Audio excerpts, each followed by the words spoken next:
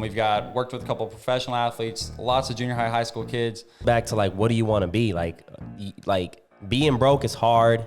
Being rich is hard. You choose. Like, what do you have goals? I feel like when one thing happens and another thing happens and another, it's just like, dang, like this is really gonna be something. Like, because you have good intentions too. Like what you're doing is good. It's not hurting anybody. It's helping people. So that's probably another reason why you're successful at a young age. All right, ladies and gentlemen, before we get this episode started, I want to give a huge shout out to our sponsors. Today's episode is brought to you by Fine Touch Painting. Big shout out to my guy Beto Esqueda. He's been rocking with the Half Court podcast movement from the jump, man. Believed in the movement, believed in the vision, and said, hey, I would like to sponsor you guys. So thank you, Beto, for that. Now back to Fine Touch Painting.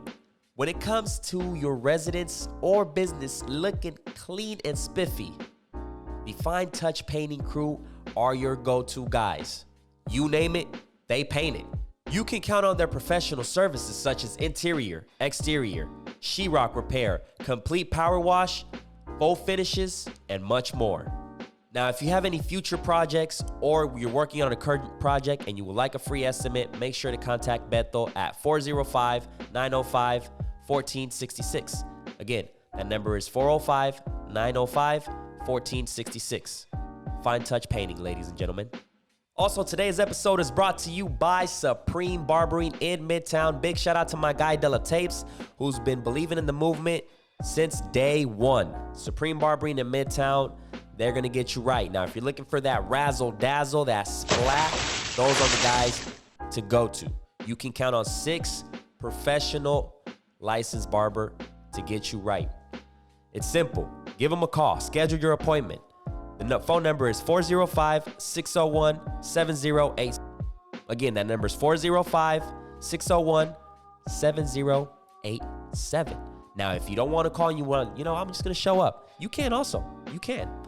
The address is 1705 North Broadway Avenue. Hit them up. They're open from Tuesday through Saturday from 10 to 6. Ladies and gentlemen, that is Supreme Barbering to you. Ladies and gentlemen, there is a new wave of entertainment in Oklahoma City. If you guys haven't heard, you're about to hear it here on the Half Court Podcast. During this pandemic, you might find yourself a little bored, not knowing what to do. So you can head on down there to Q Palace and they'll entertain you. They got music, they got billiards, and that's pool, just, making it sound nice and fancy for you guys. They got tournaments, so if you want to make some little money and show out your skills of pool, you can go in there and get you some money. Entertainment. So go ahead and follow them on social media. They will keep you updated with all the events they have going on. And their hours are super flexible, so you can be there from 11 in the morning to 2 in the morning if you'd like. Those are the hours. Monday through Sunday, 11 a.m. to 2 a.m. So they got the liquor, they got the pool, they got the music.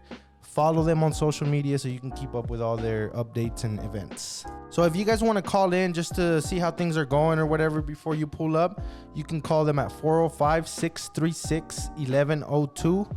And their address is 940 Southwest 59th. And that's Oklahoma City right there on 59th Southwest. You can't miss it. So for all my Southwest babies that need entertainment, head down to the Q Palace because they got it popping over there.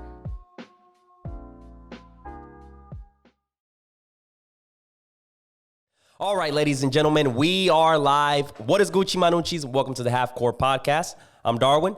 We got AV behind the camera.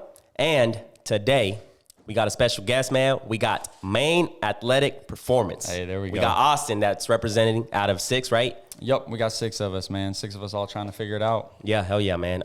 So before we get into the topic, want to just give a huge shout out once again to our sponsors real quick. I want to give a huge shout out to Supreme Barbering in Midtown. Huge shout out to Q Palace over there on 59th.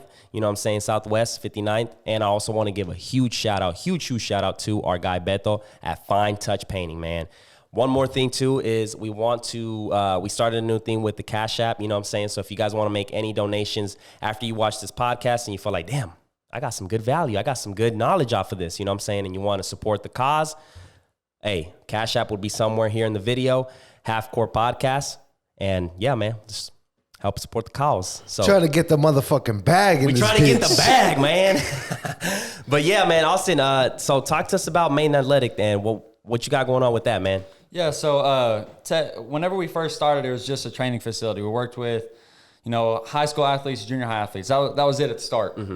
Ended up linking up with one of my best friends now. He'd actually dated my sister when we were growing up, so it was so funny. Like, he ends up getting drafted, end up working with him. That turns into some more stuff, and then that turns in and just keeps growing. And so at this point, we've got college athletes. We've worked with a couple of professional athletes, lots of junior high school kids. At this point, though, we're trying to shift everything really to, like, yeah, we love what we do. We love the kids we get to help, but I think we can help more. And so we're starting to try to learn how to do everything online, too. And that's really Online where coaching? we want to go. Mm-hmm. Yeah. And you said it's like 6 of you guys in total? Yep. Man. Yep. We've got All 3 licensed, like, personal trainers, or how is this? So two of us are the main guys in the gym. So there's me and Kellen most of the time that are handling everything with the athletes when it comes to coaching, programming, all that good stuff. When we have our other 4 guys, those are more like our media, our marketing, handling social media. That's their big roles. We all work out though. So Yeah. I mean, everybody's involved with that way. Talk to us about, like, how did this became about and who started the whole idea? Cool, for sure, man. So growing up as like a kid, and I'm from a 4A school, like, it's not really big, it's not really small either. It's Clinton, Oklahoma. If you still live there when you're my age, it's like, well, why didn't you ever go do anything? And so, kind of coming out of that stigma, I'm a sophomore in college when we get started. I talked with one of my former coaches, and I told him the idea I had. I was like, I want to work with athletes. I want to open a facility, which had never been done out in that whole entire area. And so he's like, it just won't work out here in this area, blah, blah, blah, blah. And I was like, what? Like, no, man, this is my dream. Like, I'm going to make this happen no matter what you tell me at this point. And so go from one guy with no facility.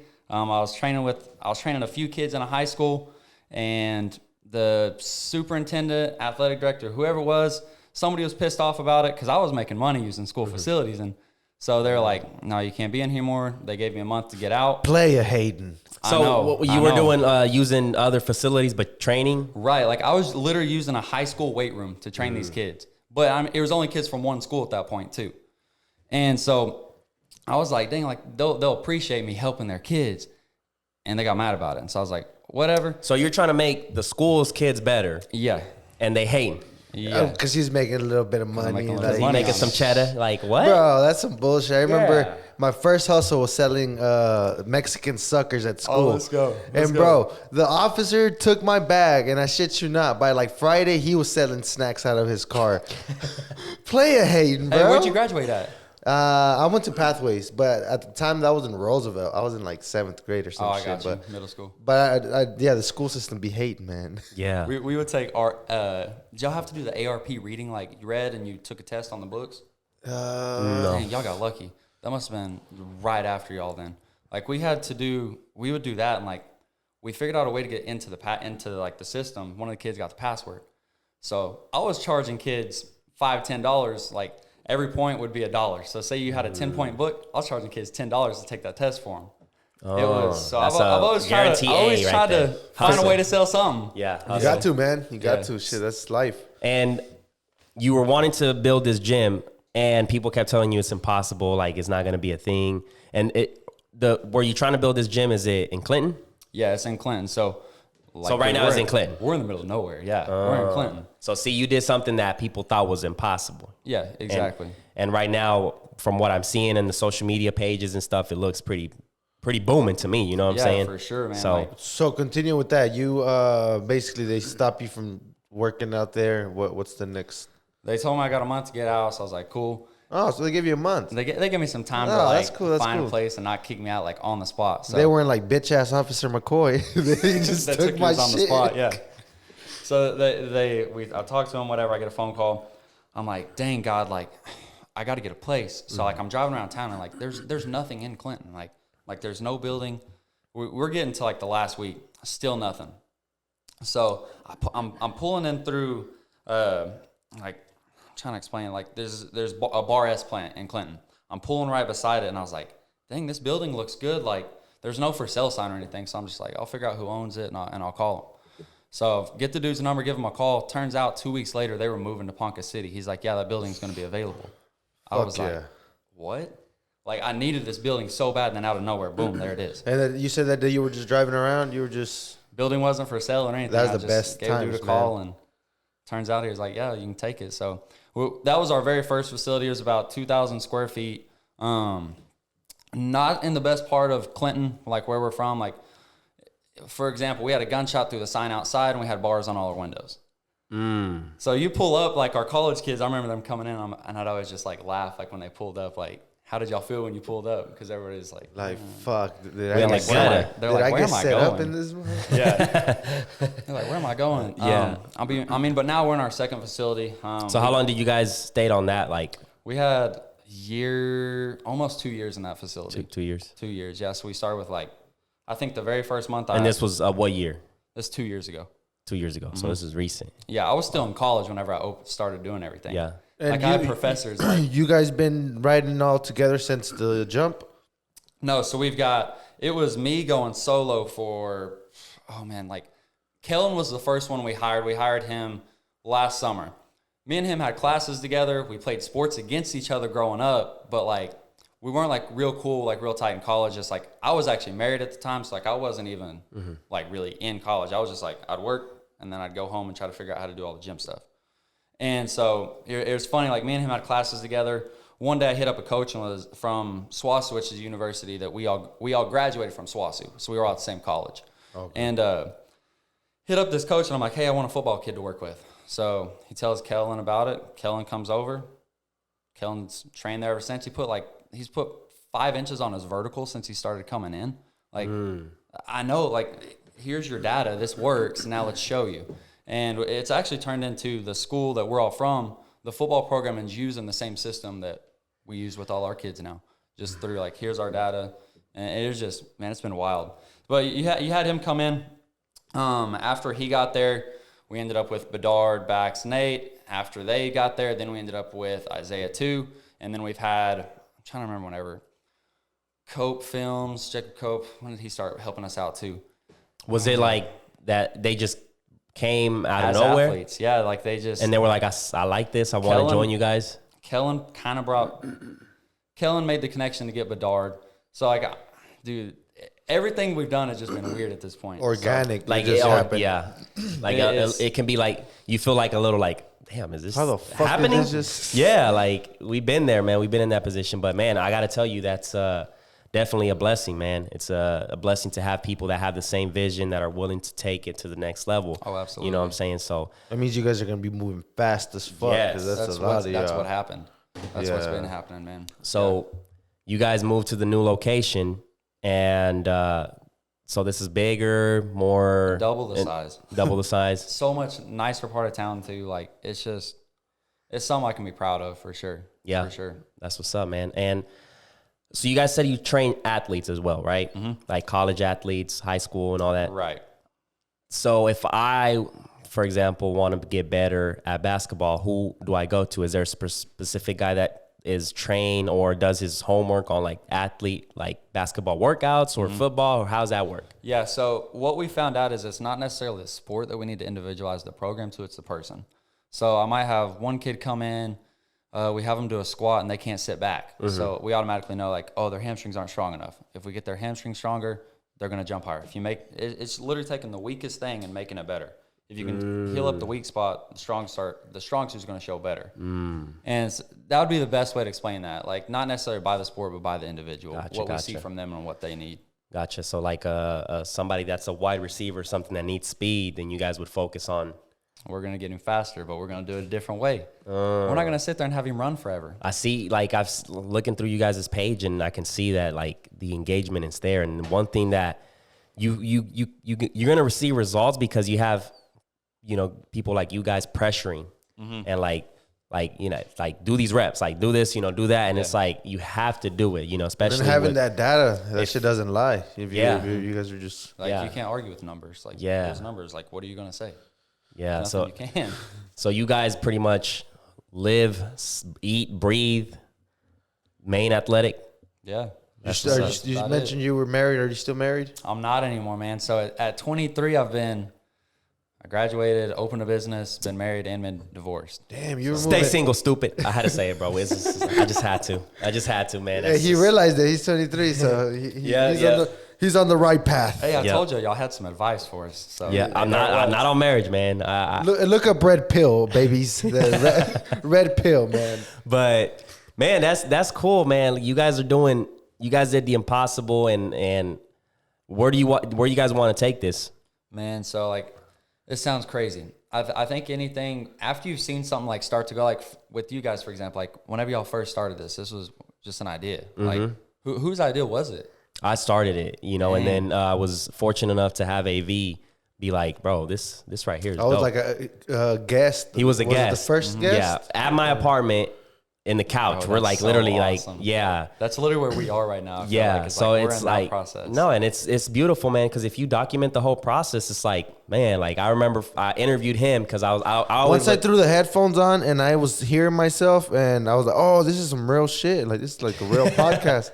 So I was like, all we need to do is make a set and add shit and it'll... No, and it's crazy because like AV, sometimes I feel like he doesn't realize the influence he have, like with not just me, but with a lot of people, and he got me to, because I remember I told him, I was like, bro, I'm gonna level up, bro. Like I want to do video because I looked up to him doing the video stuff. I've always was into video, but seeing AV take it to the next level, like AV was probably one of the only people that I knew when I watched his music videos. It was cinematic. I was like, how do you get that cinematic look?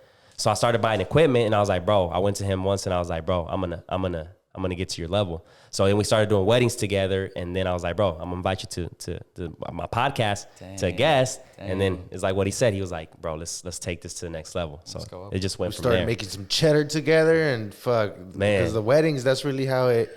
We were just grinding, bro, trying to make. And as long as we're on the same page, I feel like it's just the sky is the limit. We make sure we're on the same page, and any differences, we just like, all right, we got to make sure we're on the same page. So thankfully, we've been able to take it to the next level, and we look forward to each episode, each guest, and like it's how are you able to do that? Like work with because you guys are, you said it's 6 of you. Mm-hmm. Mm-hmm. So do you guys ever have differences, and how do you deal with that? Like so for the most part, my thing as like trying to kind of lead that at this point is just like I want everybody to be who they are and do kind of what they want to do, because if I sit there and I'm like, you got to do this. Like, it's just not, if I sit there and let it happen, I'm going to get something that I'm so much more proud of. Like, if there's, for example, like I'll go back to Sunnyside Media, Isaiah. Like, we have our minor league guy, Taylor Varnell. He's a small school kid. In high school, he told the teacher he wanted to be a professional baseball player, and she laughed at him in front of the entire class. And now he's really a professional baseball player. Mm-hmm. And so, like, So was this the teacher that laughed? Yeah, the teacher on his paper. And it's crazy because I used to think these small schools, like they just don't think you can do anything. Yeah, that's crazy. I used to think that was like some movie shit, but it really does happen. I remember a teacher in like my rappers class, too. Rappers say that a lot, and it's like I thought it was like, but and how much that hurts kids. Because one of my homies in high school, this motherfucker still like not even too long ago, we were sipping together, like just talking, and he's like, I remember Dr. Polly told me that I wasn't going to be shit. Fuck that bitch. And it's years later, and this motherfucker's still thinking about that. You got to keep in mind, it's like, man, like you don't expect that from your teacher. But it's like, I don't know if it's because they feel down because they have unfortunately, they have a shitty job because they're not getting paid what they're supposed to get paid. Yeah. So they kind of feel like they got to bring the students down, which doesn't make sense. I mean, I guess it's normal. They have a bad day, but it sucks, man. Yeah, it does suck.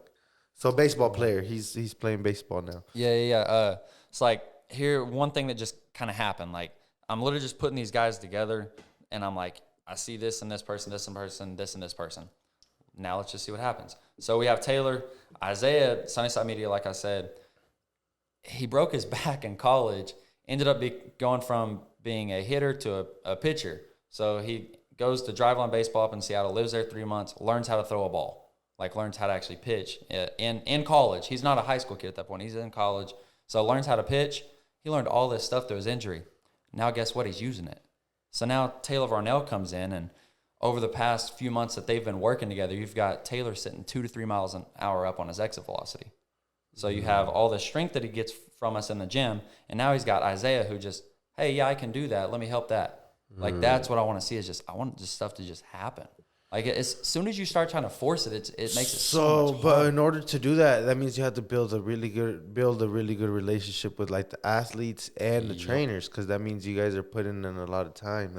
I would say that's some shit. Yeah, that's a pretty niche like part of the fitness, is to be like, I'm gonna open a gym that's gonna strictly be like Athletes training athletes. I'm not pretty sure there's people out there, but to do it at a scale that you guys are doing it, and I feel like it's just gonna keep going up and up, because it's are you familiar with Elliot Hulse?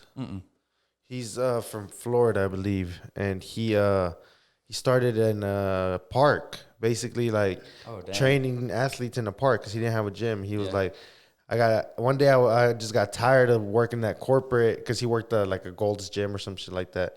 He's like, I just quit and took some of my clients and started training them at a park.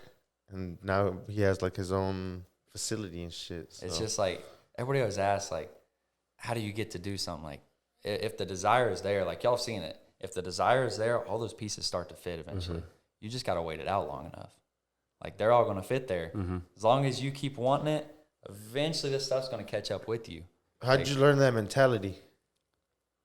Both my parents were drug addicts. I grew up in government housing. Went from government housing to living on a golf course to, I guess, living in a gym now, pretty much. So, kind of just been through anything and everything. I think really feel like it gave me kind of a good view on the world. Been overseas to Thailand twice, and Asia. I don't know. I couldn't pinpoint the exact way on that. What's your thoughts on that? Because like, there's either two ways people go about that. Like, my parents were drug addicts, so either they're drug addicts or they're not. Like, you think it's just like a DNA thing? Like, some people decide. I will say, like, you know, some people use my parents were drug addicts, so they can fuck up and use that as an excuse to. And then you got other people that use it as it goes back to like what I feel like, if like with me, because I had a rough one too. I think it goes back to like, what do you want to be? Like being broke is hard. Being rich is hard. You choose. Like, what do you have goals? I feel like when their parents go through that shit, it's like they're not mentally prepared for it, you know?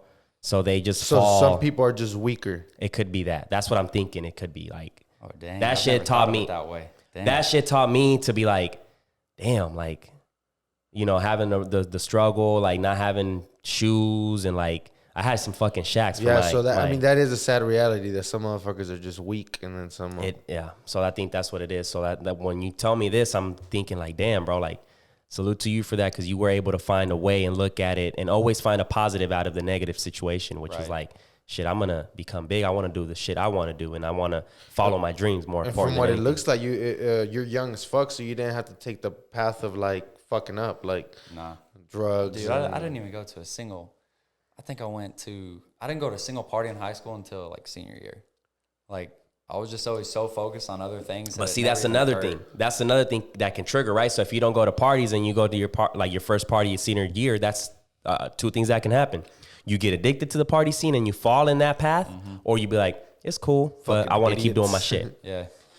You get what I'm saying? It's the same with athletes. Like, the same with athletes. You can either, you know, go to this party and be like, all right, it was cool. Now I got to focus, be up at 5 a.m. the next day at the gym, shooting shots, or, you know, practicing. Or you're like, I'm going to drink, get shit-faced, hangover. On some James Harden 4PF shit. Yeah, so it's like, it's all, I think that what it really all comes down to is mental toughness, like how you're going to develop how that. Disciplined you can make yourself, I think, is really like what it comes down to. Yeah. Everything. Because if you're not, if you're not disciplined, it's that was something I was talking with one of my friends about the other day. It was like, I have a complete set schedule at this point. Like, I have an A schedule day, B schedule day. I eat at the same exact time. I make my bed at the same exact time. I work at the same exact time. But you're having a good time doing it. Yeah, I'm enjoying it. Like, I feel like I've gotten so much more done too. Yeah, with and that see, being said. I watched the valuetainment guy, Patrick. Yeah. He said that, like, it's so necessary just to have your day scheduled out. Like, and they went back to, I don't know who asked the question, that was like, what's the first thing you do when you wake up? And I was like, should I go brush my teeth and then I'll do the bed? That's just what I do. Yeah. And you said you do your bed first and then you kind of keep going from there. So it's like, that does help. Like, mapping out the whole day. Like, I can't just wake up on my day off and be like, let's see what happens. Like, no. Another idea that I like, Patrick talks about, is knowing your next 5 moves and applying that to like everything, not just long term, but short term. So like, when I get out of here, what are your next 5 moves?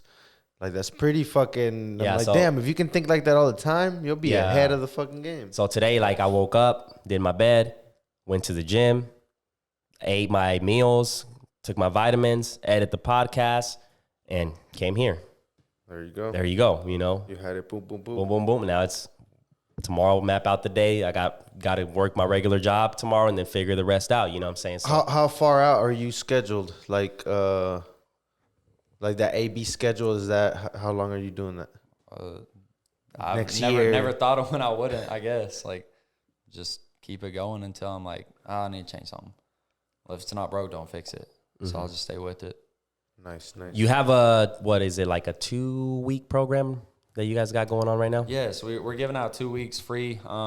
We actually run 3 different programs. So I know we work predominantly with athletes. I'm actually getting ready to compete in a multiply powerlifting meet this year. Like, we travel around. You're going to compete? Gyms. Yeah. So you're more focused on powerlifting? For myself personally, that's my goal right now. That's you? Yep. Powerlift. So what does that take? Well, talk to us about the program. I always get, talk to us about the program and then we'll go from there. So we got MA Power. So we just basically took MAP, branched it off into our different programs. So we've got MA Power, MA Physique, and MA Perform. MA Power is our powerlifting program. MA Perform is our athlete program. And then MA Physique is like our everyday lifter. Like, I want to go to the gym. Yeah, kind of essentially bodybuilding, like the aesthetic base. Like, I'm lifting for a look. Like, for me, I'm not going to go into the gym and like, I'm going to hit this, so this muscle will look this way. The guy that's going to the club every Friday and Saturday that wants to... that wants to be able to go in, like, look big and be like, hey, what's up? Like, that person right there. And, like, for me, like I said, for me, I might go in and you might have, like, your bodybuilder going in there hitting the machine, like, for some tricep push downs to try to get, like, that horseshoe shape out of it. I'm over there hitting, like, a 3-board bench press, just going this far down, trying to build up my lockout to bench press a heavier weight. So like, there's techniques to that. Yeah. So those two. Going to the bench press, that's one of my weakest. For some reason, it's just one of my weakest. I have a theory on why. What's your theory? Because you don't have a spotter a lot of times when you go do chest, so you can't push yourself to do that much weight. Like, that at least that's you me. Don't train with anybody? You just train by yourself? I sometimes. Bro, but that's not it. But you're right. He's right. Because when I do break my records, it's with somebody like spotting me. Because I'd be scared of fucking putting too much and then I get stuck. Cause see, I'd be like, yeah, fuck like, that. Yeah. So, one thing is like I have a plaque here on my wrist. I have a plaque, so I can't grip the bar like as much as I want to grip it. So I have to grip it in a certain way. But he has to wear the little cute bands and shit. I do have to wear wristbands, motherfucker. Hey, I'll tell you this. We've had a guy come in. His name's Law. He's a former college baseball player. Came in, bench press 750 pounds. Fuck. So that's 750 pounds hovering above your head. He's got wraps on. He's in a how heavy? Shirt. How much does he weigh? He's 196 pounds. Benching that much? Yeah, I saw a dude squat 1,100 in Indianapolis, but that was a big dude. He squatted 1,100 pounds. Because I like normally like I see these big guys at the gym and like they're strong, right? But it's like sometimes I feel like they do a little too much, and it's like, bro, you should be benching that, you know, because you just according to your weight, you know, you see all the and they throw this shit. And it's like I think he's roasting you right now. I think he's saying because your bench is bigger than his, it's just because you're a little bit. Nah, I'm not talking. That's what he's trying to throw right now. But yeah, that's something I've been trying to improve, like with the bench press, and just trying to get stronger at it. So what would be a technique that you would give me to improve my bench? I drove to Ohio to learn how to bench press. There's this gym called Westside Barbell. They've put out the strongest people in the world, pretty much. So I drove there this past summer. Get up there at the Nick Showman. There's a group of 9 of us. I put 365. I pressed 365 that day. Mm-hmm. That seems like a decent amount of weight. Like, that's not weak or anything. Good. The only person I beat was a girl. They had to do, Nick went up to 675 for 2 reps that day. And I was just like, because I'd never, like, I'd seen videos of stuff like that. Like, I was sitting there and I was like, oh, this is not normal. And so biggest thing with them was like, I got done pressing and I asked Josh, which kind of coaches Nick. I was like, hey, how do I get my bench press up? He grabs my arm and he goes, you're too fucking skinny and you have no upper back. And so I do a lot of dumbbell shrugs now and a lot of tricep work. It was that easy. So go from bench pressing 295 to 345 in the last year, just because I've been working my triceps and upper back pretty much every day. So that's what you think is key? Triceps and upper back. Basically, to get a big bench, you want to have a big back and big triceps. So I'm pretty good with pulling. I can't tell you the last time I did a pec fly. Any type of something here trying to work my pecs. You don't isolate use your pecs to bench. Yeah, if I want to get my bench up, I'm going to get this, and my upper back. And that's shoulders, tricep, shoulders. No, because I feel like upper back. Your front delt does have something to do with it, but if your technique is on point, like, oh god, I need to actually go through that one day. Like, kind of show you're better off showing. Yeah. Okay. Bet. Yeah, like we'll put a video out for that. That'd be really helpful for a lot of people because like people come in all the time and you get them set up in a bench and like. Are you guys on TikTok? No. Man, I know. One thing is, like, I've noticed since you guys are into teaching, 1-minute videos of teaching shit on TikTok. Boom, it's booming. Like, as long as you guys execute. You're the third person to tell us. Look, as long as you go on TikTok and look up like fitness stuff. And when you see the people explain, kind of take notes because they straight down to the chase. Like, either they do voiceovers. There's no words to waste in that bitch. Right. So you record all the stuff and do a voiceover. That's what I think is more successsuccessful. And you want to add like songs to the background, popular songs, trendy songs that Instagram Reels is trying to basically get out right now. Because what's going to happen is TikTok pushes your video more because that song is trending. So keep that in mind. Put it very low in the background. They actually want you to use music? TikTok is the shit. Yeah, TikTok that's to where Instagram and Facebook are. Keep in mind, bro. Like you have 2 tabs when you open TikTok. You have the following, which is the people you follow, and you have the For You page.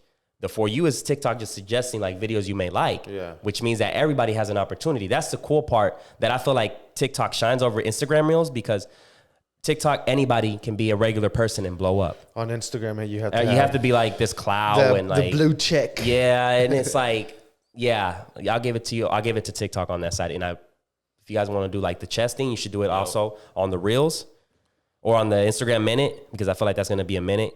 But take it right to TikTok. Algorithms for Reels right now are so much better. Whenever you look at you go to views of Reels or a video. Well, you got Instagram is pushing Reels hard. Yeah, the only thing I hate about the Reels is this 30 seconds because like sometimes I'll post a video on TikTok and then want to transfer it over to Reels, and the message I'm trying to set on that video is short. Like it shorts it, you know what I'm saying? So like I gotta that's the only thing I don't like. Make one video for Instagram, then just talk a lot faster. Okay, here goes TikTok. And one thing too is like because I used to use because when you download a video on TikTok, it has a watermark. So if you post that same video on Instagram, they're not gonna promote it because they're like, "Fuck you!" Like you have and it's like haters. But yeah, that's a good one. That's a good one there.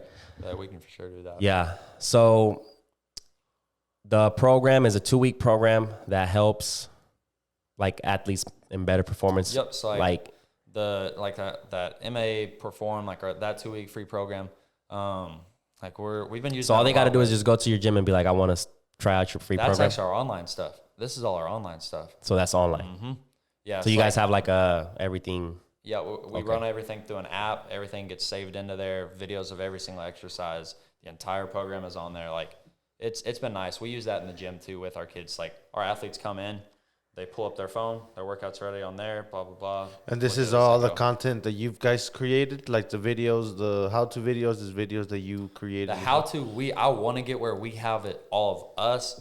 First, we've been pulling stuff from YouTube. Like, but you basically put it together for them. Yeah, you just have to put it in there. Yeah, hell yeah. That's still cool. Oh, yeah. That's what's up. Man, so you are into powerlifting. So what does your nutrition look like? Do you have a plan for that, or what does it look like? Yeah, so my buddy Alfonso with Let's Work, he's actually been helping me a lot. So Dude, I was sitting at 213, but it was like a bad 213. I was like getting 1 to 3 honey buns a day, going through family size packs of Oreos. Was this you bulking? Yeah, trying to gain weight. Trying to bulk? gain weight. Okay. And so I was going to go up to 220 doing that. Then I was just going to lose 10 and then go back up and lose. And dude, I felt so bad. Like I was strong as can be. Then I pulled 630 pounds. So I mean, like that was some good weight. What deadlifting? Deadlift, yeah. But at the same time, I felt terrible. I was taking anywhere from 700 milligrams to 1,000 milligrams caffeine a day. Yeah, one thing I've learned is with deadlifts is like I like doing deadlifts, but one thing I've learned they'll smoke you. It's like if I'm not a power lifter, I'm not gonna add hella weight to it. I ain't trying to front. I ain't like if you're a power lifter, go for it. But for a regular, like just I like to go to the gym to work out, feel good. But it's I think a 225 is good for a normal person. Yeah. But like if you go over that, like the risk to reward ratio on the deadlifts. If you've never been like sat there and like, hey, do this, and this, like there's so many better options. You can do like a rack pull. You can put it in the rack and not lift it as the hex bar. I feel like feels like a more natural position for the deadlifts if you're trying to do deadlifts. So yeah. I keep it light on the deadlifts, but I love doing deadlifts. Everybody forgets, like, you're not a powerlifter. You don't have to do this exercise. You can do another thing that's going to give you the same type of benefit. Okay. So I like that for sure. So your nutrition right now, you said you at a certain time were bulking like crazy and felt like shit. Felt terrible. So then we hit up Alfonso, and I was like, dude, I can't get my diet in check. Like, I just don't want to. And we're sitting at the collective and up here in the city, and he's like, bro, you just won't do it. Like, you're just never going to do it. And just said it to me like that, and I was like, man.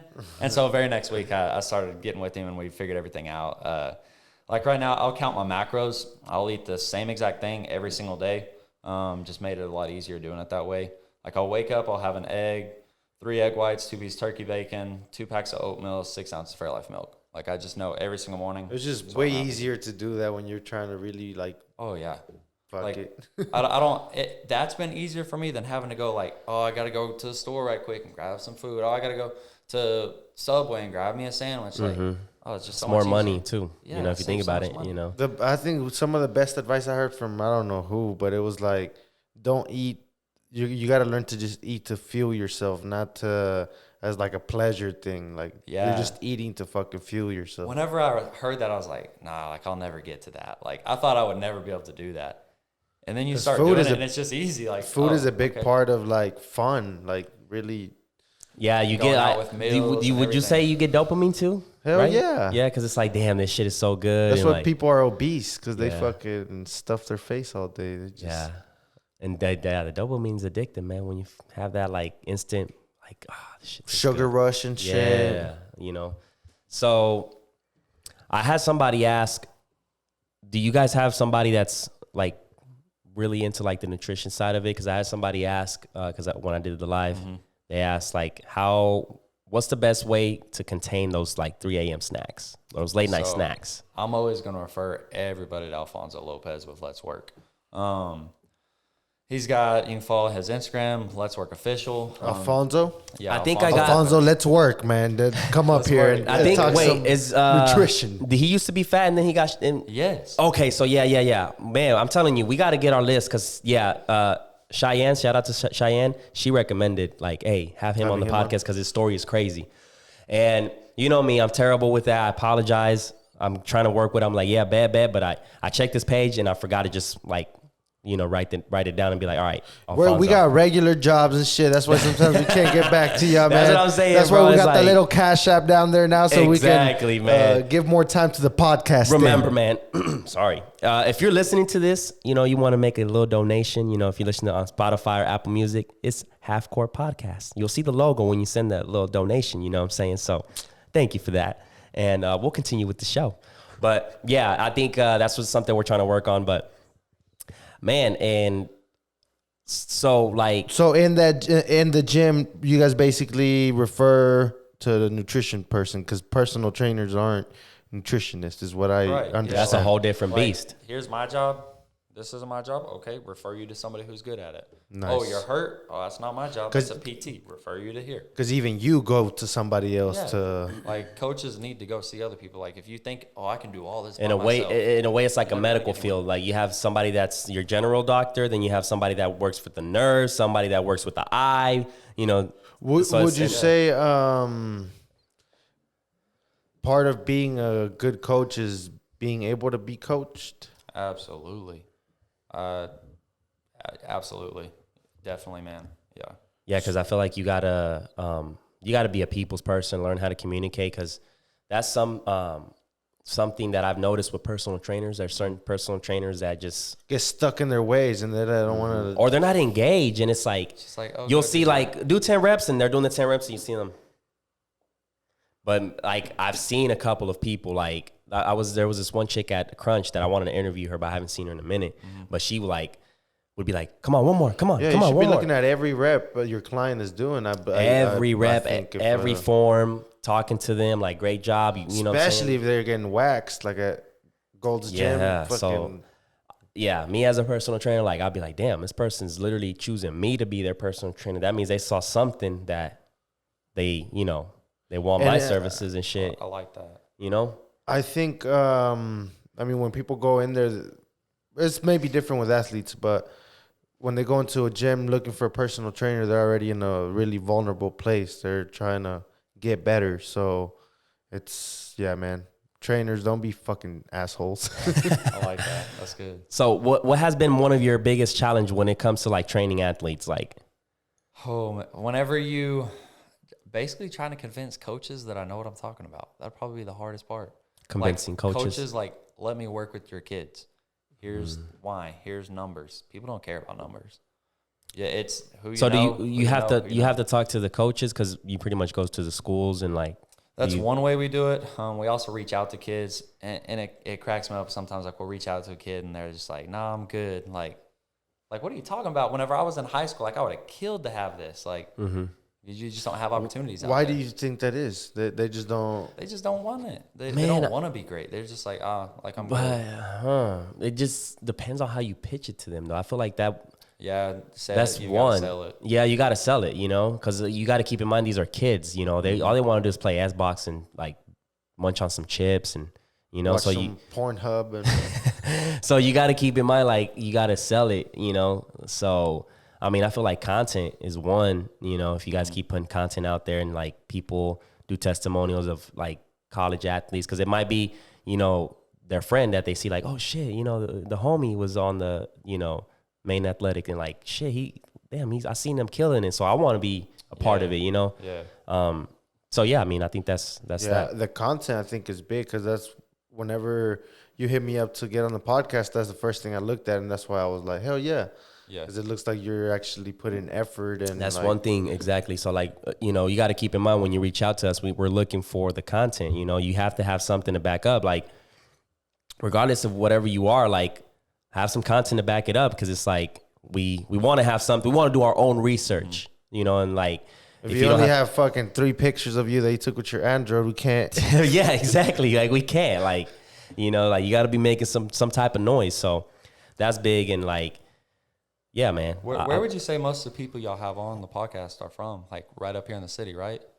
Most. I would say a lot of the beginning ones, it was people that I had built relationships with, just doing video shit or like networking at events, and then eventually it was like shout out to them, man. It's crazy to just the guy that Jay Paulo, he did our logo, so it was like relationships that I had barbers that I had already Mr. known. Della Tapes right over here, man. He was one of the first ones, episode 5.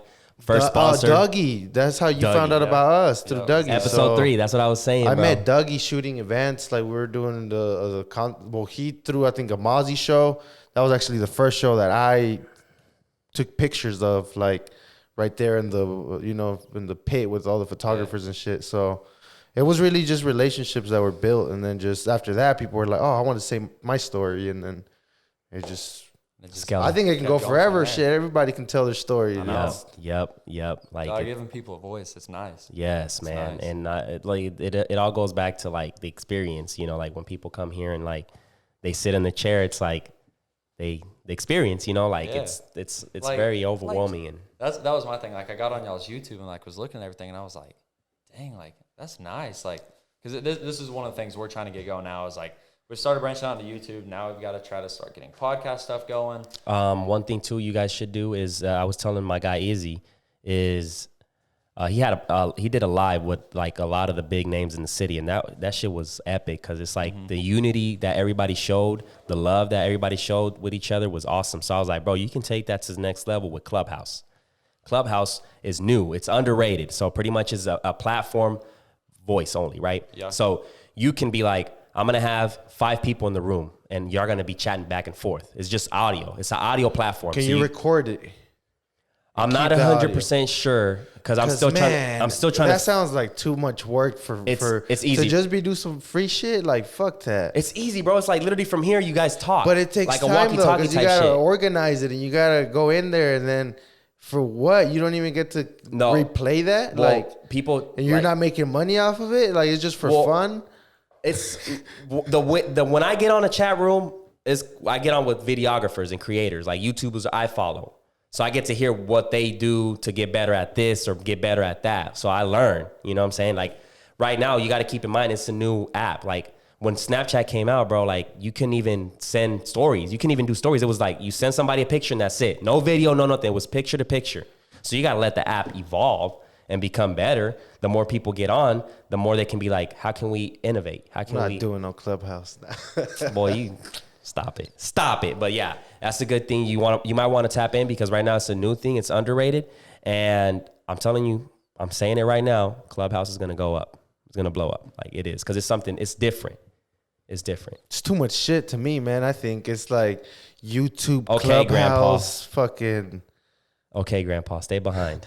I'll do the YouTube and the stay- Instagram, and then that's it. You can do the other shit. I got like 20 years from now, AV's It's- like, nah, YouTube and Instagram. Yeah, for real. Like, you know, I still got my iPhone 11. I'm gonna be that old motherfucker that's hiring young people that I'll pay you a salary to you figure that Eventually, out. I want to get to that too. Trust me. man, that's too much. But I feel like you also got to keep up as what Chop said, man. I'm gonna lose my mental mind trying to fucking get this shit going. It's like Chop would say, like he keeps the young people around him so that way he can stay up to par with what's going on with the younger youth. Yeah, because I mean, I personally think it's impossible to keep up with all that shit. Like, it is. That's why I had to dim it down. Let's shout out to Saul because you're doing stocks, Clubhouse, TikTok, YouTube, fucking Saul said this to me, man, because I was like, I had the vlogs going on for myself. smoke a fucking blunt, Darwin. I had the vlogs, bro, and then I wanted to get into the TikTok scene. So I'm busting my head like, what can I do for TikTok? Because I also want to do fitness Bro, content. this sounds like me sitting at the house. Like, But look at this. So I'm chatting with Saul, and he was like, bro, I feel like you should focus on one thing, right? Because if you keep in mind, like Elon Musk, when he started his shit, the only way he became big was he focused on one thing, which was Tesla. Mark Zuckerberg, Tesla. You know, you got Apple, Tim Cook, Steve Jobs. They focused on one thing. And then once you get that thing, one thing popping, then you can kind of branch out. So I was like, shout out to my guy, Saul. That's all I needed to hear. Saul with the mental jewels. Yeah. So I was like, shout out to my guy. And that stuck to me. And like, I was like, the Half Court Podcast is my focus. Don't get me wrong. I think it's good to be well-rounded and kind of know a little bit about shit. That way you're not clueless and like, But fuck, exactly. man. But you tap into the other things, but just a little bit. Don't put too much energy because that's going to distract you from the main source. And like having a team, like you have 6 people, that's big. You know, you can have one motherfucker in Clubhouse, one guy on TikTok, one guy. That's better than. Yep. Because Exactly. man, dude. Eventually, that's what we want to do. I feel like at this point, man, as soon as we get a bag, I'm hiring an editor on the spot, like Intern. an intern, man. But we're not gonna just make you go get coffee and shit. We're gonna. Yeah, exactly. I mean, it's all respect because I'm an editor myself. We do the post production and shit. I can't believe I was watching an interview with the guy that worked for Vlad TV. He was getting paid $200 a week, working 40-hour weeks just to write things for Vlad TV, just because it was so cool to work for Vlad TV. Like, he said, Get the experience and bounce. Get the Yeah, that's experience what and he- bounce, because nah. fuck, bro, $200. Like if I get an editor and I'm making a bag, I'm gonna treat him right, bro. Like I'm gonna treat him right. He's the one Like, making your content. What exactly. the fuck? Like it's time consuming. Like that'll save me fucking probably like 20, 24 hours a week or more. You know what I'm saying? Because editing is a bitch. Like, it's time consuming, you know? We just started messing around. Like, we're trying to, like, we've got Isaiah. Like, he's been putting up some pictures for us, and, like, it looks like professional. Bro, it's off an iPhone, and it's in Lightroom edited. Yeah, that's And all then you we need, got, though. like, yeah, like that. And then if you can learn how to use iMovie, so easy at the start. Like, y'all probably use a lot of different stuff. Editing, all we have at this point, we're learning how to use iMovie. We're going to get really, really good with knowing how to use that. Then we'll try to figure out something else. Exactly. See, you have already the good mentality of, like, work with what you got. You know, sometimes when I started this whole stuff, bro, I almost went bankrupt because I was like, hell yeah, trying to buy this, I need to buy that, I need to buy that. And I was like, nah, I need to stop, work with what I got.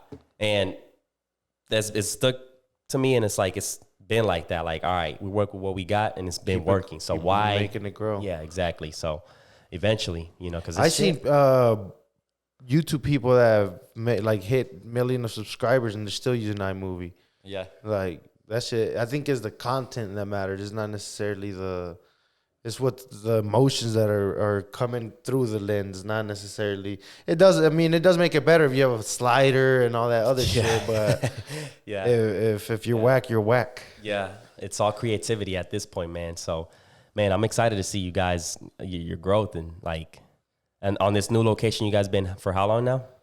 We got in there January, so what are we? We've been in there a little over a month. Yeah. So this is like recent. How are you guys driving people in? Talk about that a little bit. So, man, it's really a lot of it's personal right now. Like, we'll have like an athlete, and then, hey, do you know any of your friends like on your team that like this would help them? And say they might like hit one of them up, and they come over, and they're like, dang, this is really good. They never leave. Then do the same thing with another kid. Kind of like the day pass type thing. Yeah. Like that's one way, and then another way, like there's like some special athletes. Like there's one of our girls is going to run track at OSU. She's from Weatherford, which is about 15 minutes away. We've got about a 40-mile radius that kids will drive to and drive back from. And so I noticed she had committed to OSU, and I was like, dang, I could really help her. And so instead of sitting there, I just got done reading To Go Giver. And it's like all I'm thinking is like, oh, I got to go help people. I got to go help people. I got to go help people. And so I see that, and I'm like, dang, I got to get her in here. Like, I can help her, like, really do something at OSU.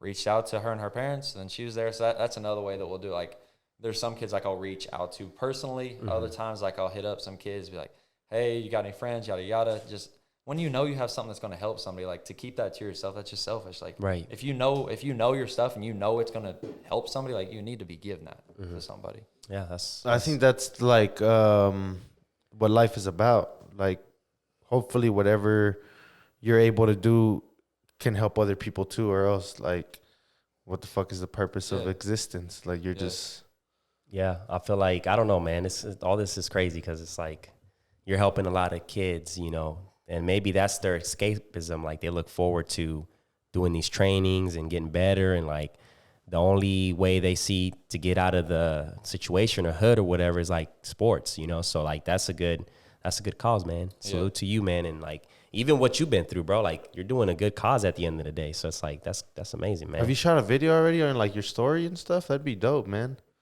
Done what? A video on like your story, like how basically what you just told us, it'd be tight to put in a little. We need to. Yeah, we got to do maybe like hitting the streets, you know.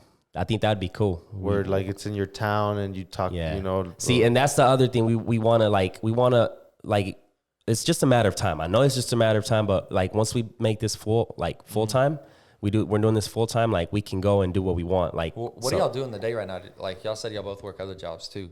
Yeah. So I work at a retail store at Verizon. So it's part-time, but sometimes it feels like full-time. But so we were constantly like managing, and then AV over here works with his dad at Valles Carpentry. We make cabinets. We built this thing right here. We do kitchens, all kinds. I respect that. Y'all are really like, y'all are like really doing it. Like hustle. Like we got the hustle. Like you got to do estimates. You got the program, design the programs. You got I'm designing kitchens during. So the day and then I got to be on the sales. You know, make sure client and gets. Y'all are still putting out exactly, and that's the crazy part. Like 63 weeks without missing an upload, and it's just been like as I was saying, like we prioritize this just as our job. Like it's our job, but it's something we love to do. So in a way, it kind of don't feel like a job. But I mean, like really, when we got the office and everything, like shit, up to right now, we've been putting out of pocket. That's why we're thinking about it. And like, man, let's throw that Cash App little thing at the bottom, real, just bro. because we're feeling bad for the longest for like doing sponsors and shit. But now it's like, damn, we haven't missed this episode, and that's what I like, because AV was like, man, I don't know, and we're not forcing anybody. Exactly. If you want to donate, and I'm like, bro, people like to donate when they find value in something, like creator, or like I found myself donating to creators and shit. Like, and shout out to Star, man, because I watch a lot of it's called the Star Report, and it's this older dude that was on the radio back in the day, and he actually started this format. Which Joe Budden took now for his podcast. For real? Yeah. But he started it. Like, I guess PayPal even canceled his account at some point because he was getting like $3 from Georgia, $5 from fucking... So they kind of, yeah. He's like, I took this girl out to eat, ran my shit, and it's canceled. But see, I feel like people like donate to him because it's like, man, this guy is entertaining. He makes my day better. So here goes. If we provide value, I feel like people are just, it's going to be effortless effort, to be like, all right, let me go and donate. But once we get to the point, like we want to come out with a series, we don't know yet what we're going to call it, but it's going to, for now we're running with Hitting the Streets with HCP, Half Court Podcast. So what that is going to consist of is like, we go to for example, your location, and we do like a mini doc. Yeah. Where we record the kids training, and then like, I don't know if you've seen like Vice or something like that. So something similar to that. We did something. We kind of got a taste. We did one with Chop that season, and then everybody kept like doing this is fun, but it's gotten to the point where we've done it so many times that it's like, fuck, man, we got to do something else too. Like to scale it, because that would bring more content to the channel. So it's like, that's cool. Like, we had fun doing that one. Like, everybody was like, damn, that kind of felt like MTV Cribs and shit. Like, we did everything in like the high quality. It looks legit. Like, it really looks legit. So really, I mean, it's crazy, man, because all this shit is like with you, it sounded impossible. Mm-hmm. But then as you start doing it, it's like, nah, man, it's gotta start. It's doable. Yeah. You just gotta keep going. Did you ever had a doubt? Like, when you started, you're like, is this gonna work? Oh, every day. So the first month we had our facility, I had enough money that month to pay my bills, and that was it. I've lived, as we've made more money, I've put more into the gym. Made more money, put more into the gym. So you put back, right? Bro, my savings right now is basically zero, because every time we've made something, it's just like Phil Knight with Nike. Like, he kept saying banks were always on him and stuff because he was putting money right back into the business. Mm-hmm. I'll do the same exact thing until I'm like, okay, cool. Now let's chill back a little bit. That scares my business partner, but I mean, we haven't failed yet. We've had 100% growth 2 years in a row. So I'd like to do it one more year, another year after that. Just learning more and more as we go. I think the biggest thing we did this year, I don't know, did y'all see that trip we did to Atlanta? We put it up on YouTube. Oh my gosh. Checked. Bro, that was... I just checked the Instagram. You guys got a YouTube and all that good jazz? Bro, I got to tap in. On YouTube from I got to tap in. Yeah. Cope Films, he's the SWASU editor. That's who he took with us, too. Yeah. He helps us out quite a bit. And take him with us, gets back. We kind of vlogged it, and we basically gave out a whole lot of information. Like, we traveled to Atlanta to a facility, like a strength training facility, to learn some stuff from that dude. Basically interviewed him, got to record a bunch of stuff with his athletes from that day. When we brought it back to our place, and now it goes out on our online programs, and it goes in our gym. We're doing one trip every single month for this whole year. So we did Indianapolis in January. February was Atlanta. March is Cincinnati. April, I think we're going to go to Sacramento. Mm-hmm. I don't know for the rest of the year. We're just like 2 months out. We try to have it scheduled. On tour.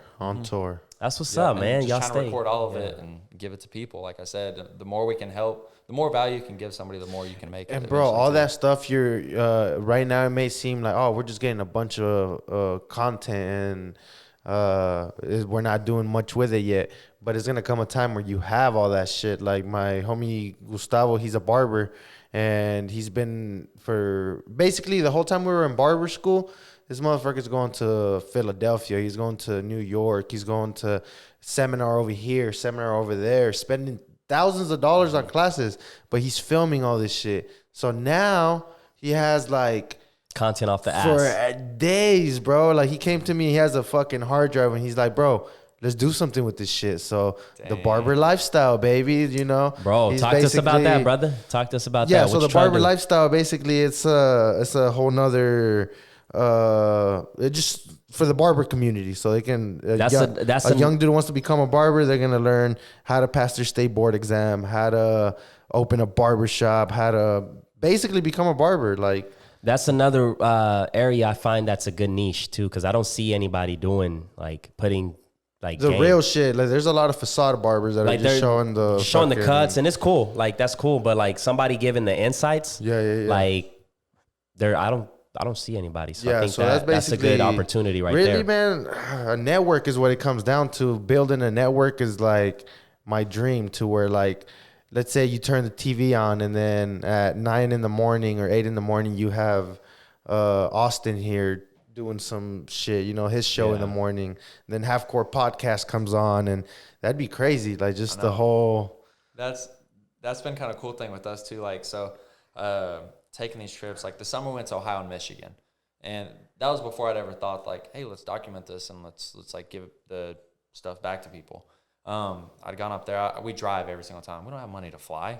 Like, yeah, the company's gonna pay 6 kids to go fly. We don't have that money. So, but we're up there and on the Ohio Michigan trip, and it's just like I had never thought to record it and everything. We get to January, I'm like, dang, we got to start this. Like, I really think that can be something. Like, I don't know of anybody else that's done it. I think it's gonna be huge for like network.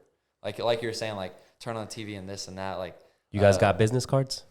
No, I never thought to do it because I was like, we're past that now. No, they're still. I mean, and then now they have those little. They have a bracelet. My buddy has a bracelet. Bro. Oh man, I don't got my wallet with me. And I think that's the move, because if you, you don't want to give your phone to somebody so they can type it in now with the whole COVID shit. Or it's like, I have business cards. I carry them with me. I have the card that you just tap it on the phone, but because you're gonna find yourself with all kinds of generations. So if you bump into a grocery store with the parent, right? They don't want to type it. I don't got Instagram. I don't got this. You'll be like, all right, here's a business card, right? Yeah. You tap in with one of us, then you can just tap it with the card. That's it. You know, so it's like, you got to be prepared. So I feel like business cards still are a thing, because there's still people that are old school. You know what I'm saying? And it's crazy because like a year ago when we started this, we were going to go to South by Southwest. And I'm glad that we didn't, because we didn't have shit, bro. We would have been over there like... What was it, like episode 4? Barely episode 4? We didn't know what the fuck. We had Dougie episode 2, and that's when we talked about it. So... Was Dougie 2? Yeah. Oh, I thought it was 3. Was it? I don't know. Okay. So we wouldn't have been ready. We wouldn't have had business cards or... Like, where do we follow you? Oh, shit. We barely had... We didn't even have a logo. We didn't have a logo. But the thing, like, moral of that story is, like, just start. Don't wait for a fucking logo. Don't wait for all this equipment. Don't wait for... Like, just start. Because... If you're, like, for example, with you guys, that you're getting all this content, like I said, you may not know that you're going to use it, but it's there. So you never know. That might be an ebook in a year from now or some exactly. shit. Yeah, man. Like, I thought one thing that was cool was like that gym that we went to in Atlanta. That dude was one of the guys I listened to on his podcast, like learn a lot of stuff from him. And then it's like you go from that to like, 3 years later, 3 years later, you're down there and you're like sitting there in person with him, like talking like real stuff. Like, hey, this is what I've seen. What have you seen? Blah, blah, blah. And like just that, having that communication was, it was kind of one of those like moments where it's like, boom, like dang, like at one point I was really just thinking, hey, this would be cool. Man. And here we are years later, like we're doing it. Yeah, I truly believe that this is the generation that's going to make more millionaires, because we have the internet, we have all these young motherfuckers believing in manifestation and the knowledge to do what you want, to not follow a system. So it's like, I do believe if you stick to your guns and you go to what you want to do and have the patience, more important than anything, the sky is the limit, you know what I'm saying? And we're seeing that. We're seeing that with the youngsters out here. We're seeing that with you guys. We're seeing that with the artists. It's just a matter of time. Like, I mean, you're you said 23? 23, yeah. Yeah, bro. So and your crew is also way ahead of anywhere from 21 to 23. So you guys are ahead. You know what I'm saying? You guys are ahead, and it's one thing that we talked about too. Shit, at 23, I was working front desk at a gym. You own a whole fucking gym. For reals, bro. It's urgency, man, because we always wanted to, like me, like it was the same thing, like if I had more urgency, then I would have like we would have been probably at a different scale. But it's always like good to still go for it. You know what I'm saying? No matter what, if you're 40, 50, like fuck it, go for it. You know what I'm saying? Because having regret to be like, damn, I wish I would have done that. That's probably the worst thing you can ever experience or go through. Like, fuck, I wish I would have talked to this girl. Fuck, I wish I would have just say fuck this guy, this manager dickhead, and went and done my shit. You know what I'm saying? So, yeah, I'm excited. What is a piece of advice that you would give somebody that's trying to do what you're doing? Man, I think we've already said it, man. Just start. Like, I think I had never thought it like to really do what I do now. I literally was just around it. I coached CrossFit and competed in CrossFit stuff, and then just CrossFit. That's where I started, was CrossFit. Started from CrossFit athletics to so from football to CrossFit. So that's what you would play football. That's the sport you played. Okay. Yeah, football to CrossFit to athletics, and now for myself powerlifting. So it's been a lot. I guess like what would be the number one key? Like education, being in the gym, like in the gym. You've got to be in there trying stuff. Like the only way you're gonna learn it is if you put yourself through it. Like I tore my hamstring a few months back. I was squatting 655 pounds. Went to come off the box, heard pop, and that's been a fun one to try to recover from. So see, I'm more mindful. I don't know, it's because I'm older and shit. And obviously, powerlifting is not my thing. I do want to squat a little bit more. But man, I always keep in mind, like, damn, let's say I do 315. I'm like, damn, that's on my spine. 315 is on my spine right now. So you have to be very careful. But it's like, man, like I look at you, bro, to be honest, like, I don't think you can lift. Like, if I look at you right now and be like, damn, bro, like 600, you said? Yeah. Fuck. Darwin's hating. Pay attention. No. Why is everybody's hate? There's so much hate. No, bro, I'm giving you a compliment because, like, he told me I'm fat and I should be able to be lifting what I lift, and now he's telling you don't look like you. Come on, Darwin. Nah, I didn't mean you, idiot. But nah, you strong, bro. Like, I give that to you. You strong because, like, it's 600's a lot, bro. Like, shit, that's like, bro, you could grab somebody and snap them in fucking half. For real, like, if you were, I mean, if you really got mean like that. That's, yeah, bro. Like, that's what my homie tells me. And do like, bro, I'm barely fucking 170, bro. Like, shit, like 600, like $170. And what can you deadlift? How much? My best is a 630. Man, that's a lot. See, that's a lot. Like, I had some of the kids at the gym the other day were like, "No, you never did that." And I was like, "Dude, it's on Instagram. Like, it's on my personal page." Yeah, it's there like you they go. pull it up in the gym. Because that's one. If you didn't film it, it didn't happen. It didn't right. happen. Where's the source? Yeah, there you go. Instagram. You got to film it. So man, you're super young. So if you had to go back 5 years, like, what would you tell yourself? Oh man, I would have got out sooner. I would have started to meet more people faster. Yeah. I think I held myself. Were you the shy back a person? lot. Oh, absolutely. Yeah, I didn't. Like, I was a quarterback in high school. Like, everybody knew me, that kind of thing. But, like, dude, I didn't talk to anybody. Everybody thought I was, like, mad at people. I was just, I was just shy. Like, I didn't. In your corner, like, just minding your business. Did my own thing. Yeah. And then, man, I would say, too, with the whole fitness stuff, you have to really be careful when you do decide to come out and, like, speak and shit, because it's, like, such a... Well, everybody think they know. Like, well, yeah, that's what I'm saying. So you have to really know your shit, because what you tell somebody could potentially really hurt them, or really help. Or you get the smart asses being like, "Oh, that doesn't work that way," or this or that. Yeah, like, so I guess it's understandable that you didn't like maybe you didn't feel prepared to come out and yeah. There were certain people. One said eggs are good for you, and then there was the other person, fitness person, that said bad. It's bad. I'm like, So did you say that again? There was a fitness person that obviously was saying like eggs are good for you, protein, this and that, and then there was the other person like fitness that said eggs were terrible, like they do damage to you and this and that. I'm like, it's almost like, how do you cycle through the bullshit? Like, exactly. Well, I would say by doing your own research, which is what people don't want to do. Yeah, they want the answers. They just want to Google it. They don't have to do what is it, MLA shit. MLA format that thing. Yeah, so start sooner, you would say. Start sooner. Yeah. Get out and start meeting more people. Be like, dude, y'all probably seen it too. Like, whenever y'all first started, it was just like, yeah, it's a cool idea. And like, as you start to get, like, one thing happens, then another thing happens, and another, it's just like, dang, like, this is really going to be something. Like, because the sooner you start, the sooner you're going to hit that. And the sooner you hit that is whenever you really, I feel like, get to take off. You're like, a day closer. You start to figure it out. You have good intentions too. Like what you're doing is good. It's not hurting anybody. It's helping people. So that's probably another reason why you're successful at a young age, man. I feel like in a couple of years you can even write a book, bro. Your story's crazy. We wrote one. So what? Or whenever you want. We do have.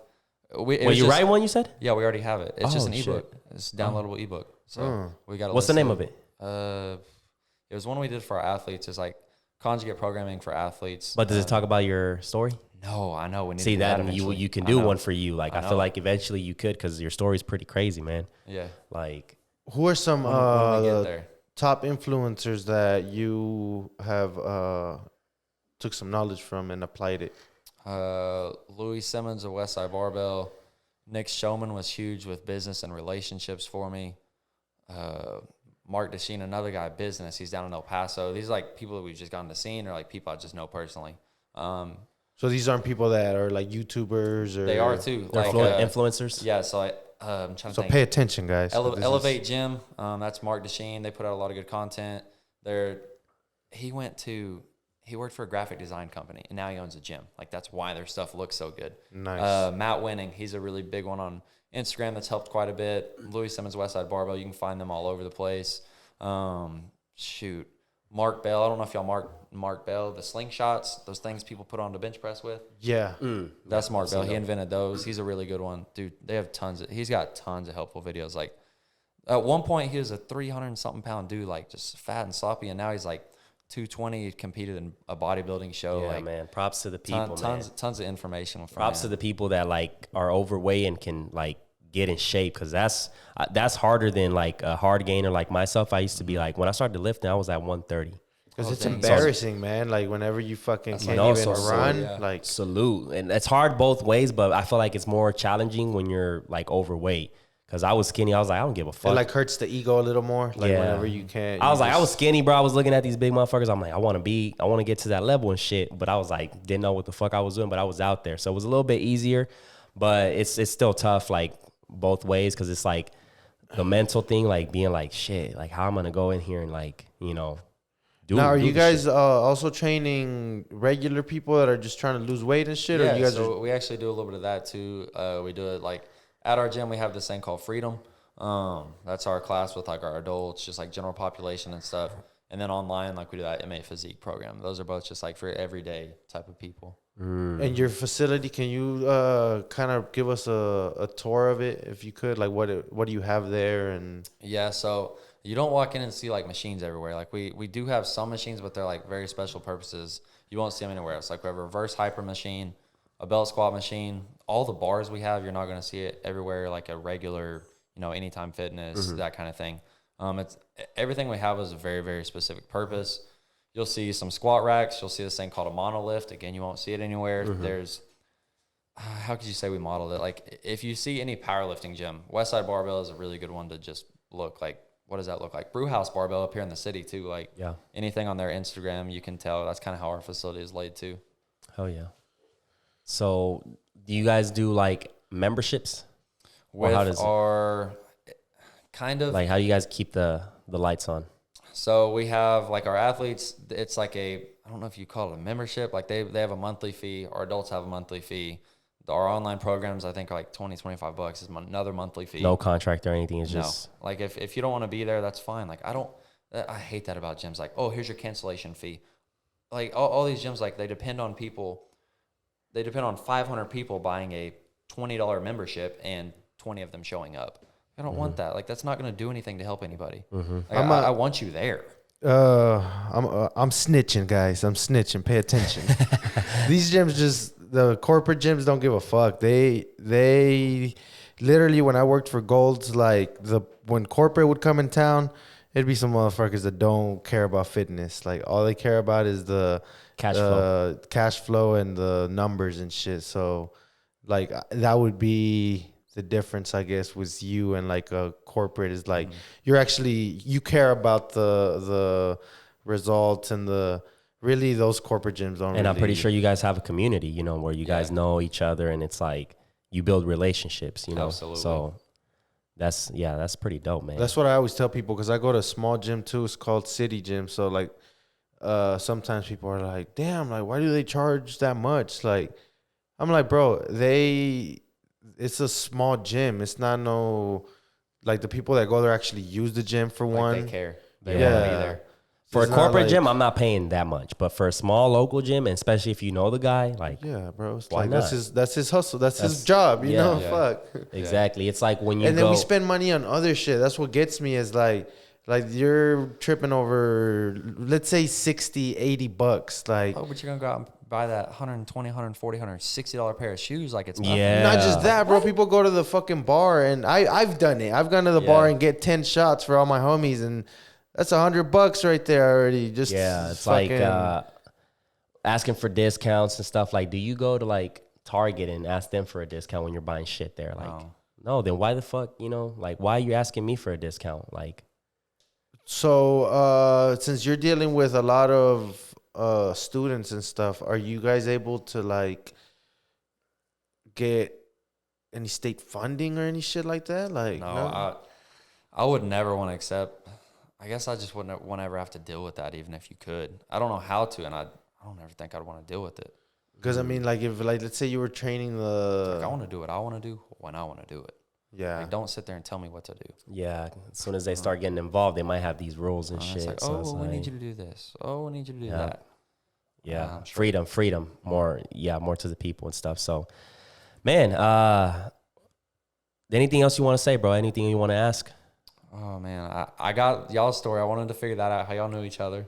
I got that from y'all. Okay, yeah, we said it on Yeah. camera. So yeah, I mean that's Because I was curious. I was like, dang, are they like us? Like they just like knew each other. Then the next thing you know, I feel like you have to, bro, because I've seen like my buddy in Dallas with his homie. They started a podcast, but then they met this guy, and then they started a podcast. So it was like probably like 4 of them. Yeah. And the podcast was doing good, but then there's these indifferences because they don't know each other that good. So that podcast failed. They did like probably 4 episodes, and they were good. Like I was like, damn, bro, I even wanted to go down there and be on their podcast and shit. That's how good it was. Like real chemistry. Right. So it when I asked the homie like what happened to the podcast, he was like, man, the one of the homies wanted all the spotlight, and the other one wanted this, and then like it just created this conflict. So they were like, you know what, fuck the podcast, we're not gonna do it. So I feel like that's important too. Is just to know your role. Know your role, and then like.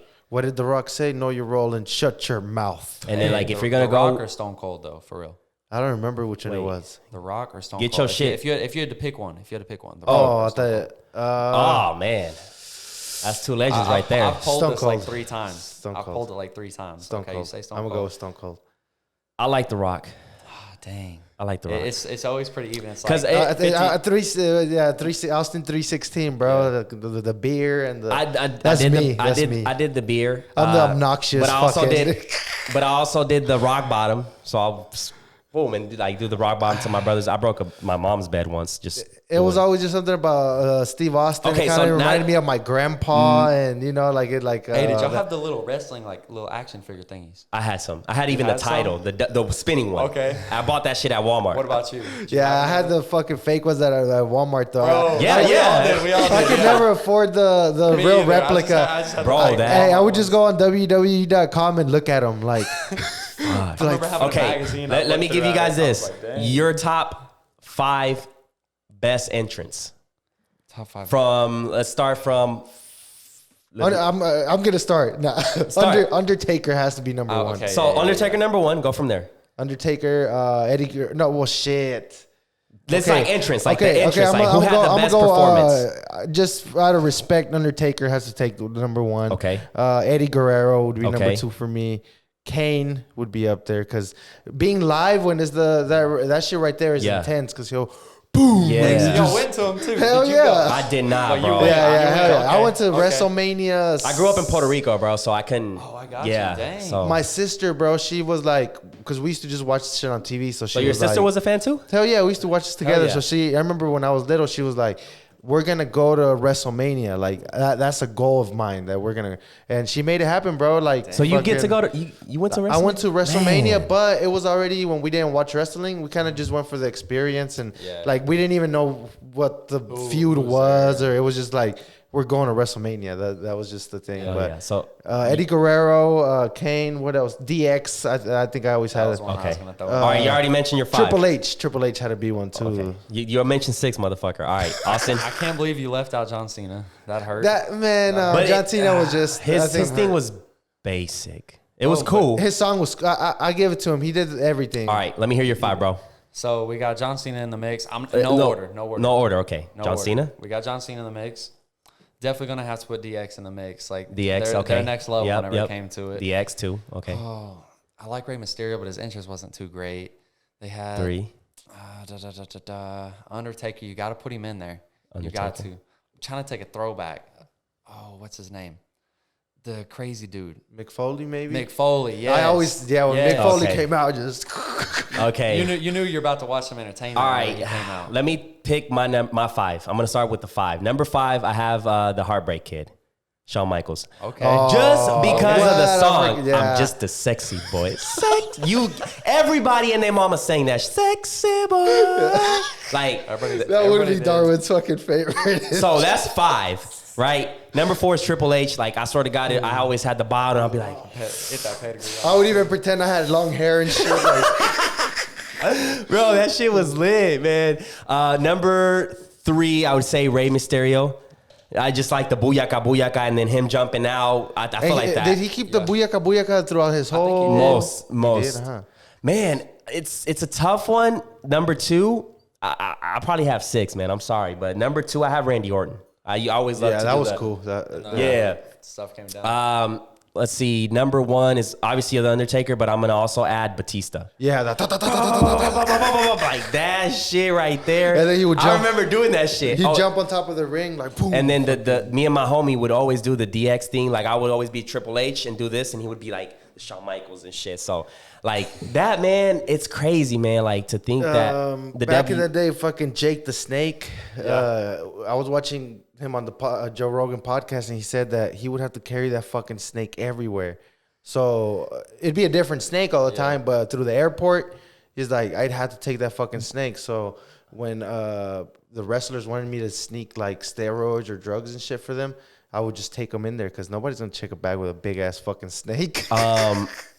The Undertaker shit, like the way he would disappear and appear, like that shit was impressive. Like when he made I imagine that motherfucker just going under the ring, coming out, and like one of the most legendary ones was when he the fucking lightning hit and then the ring just fucking fell apart. I think Kurt Angle was on top of the ring. Kurt Angle was a legendary one.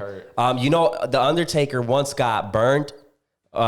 Well, you know, the flames when he used to come out, like he got burned once, bro. Well, like that shit is dangerous, man. I don't care. Like people say the WWE is fake, but the level of entertainers that they have to the risk. They really know what they're doing. Hell like, yeah. You have to learn how to like do that is like that you can't Shawn call Michaels' them brother, or was it Shawn Michaels' brother that died, or his no, Bret Hart's brother.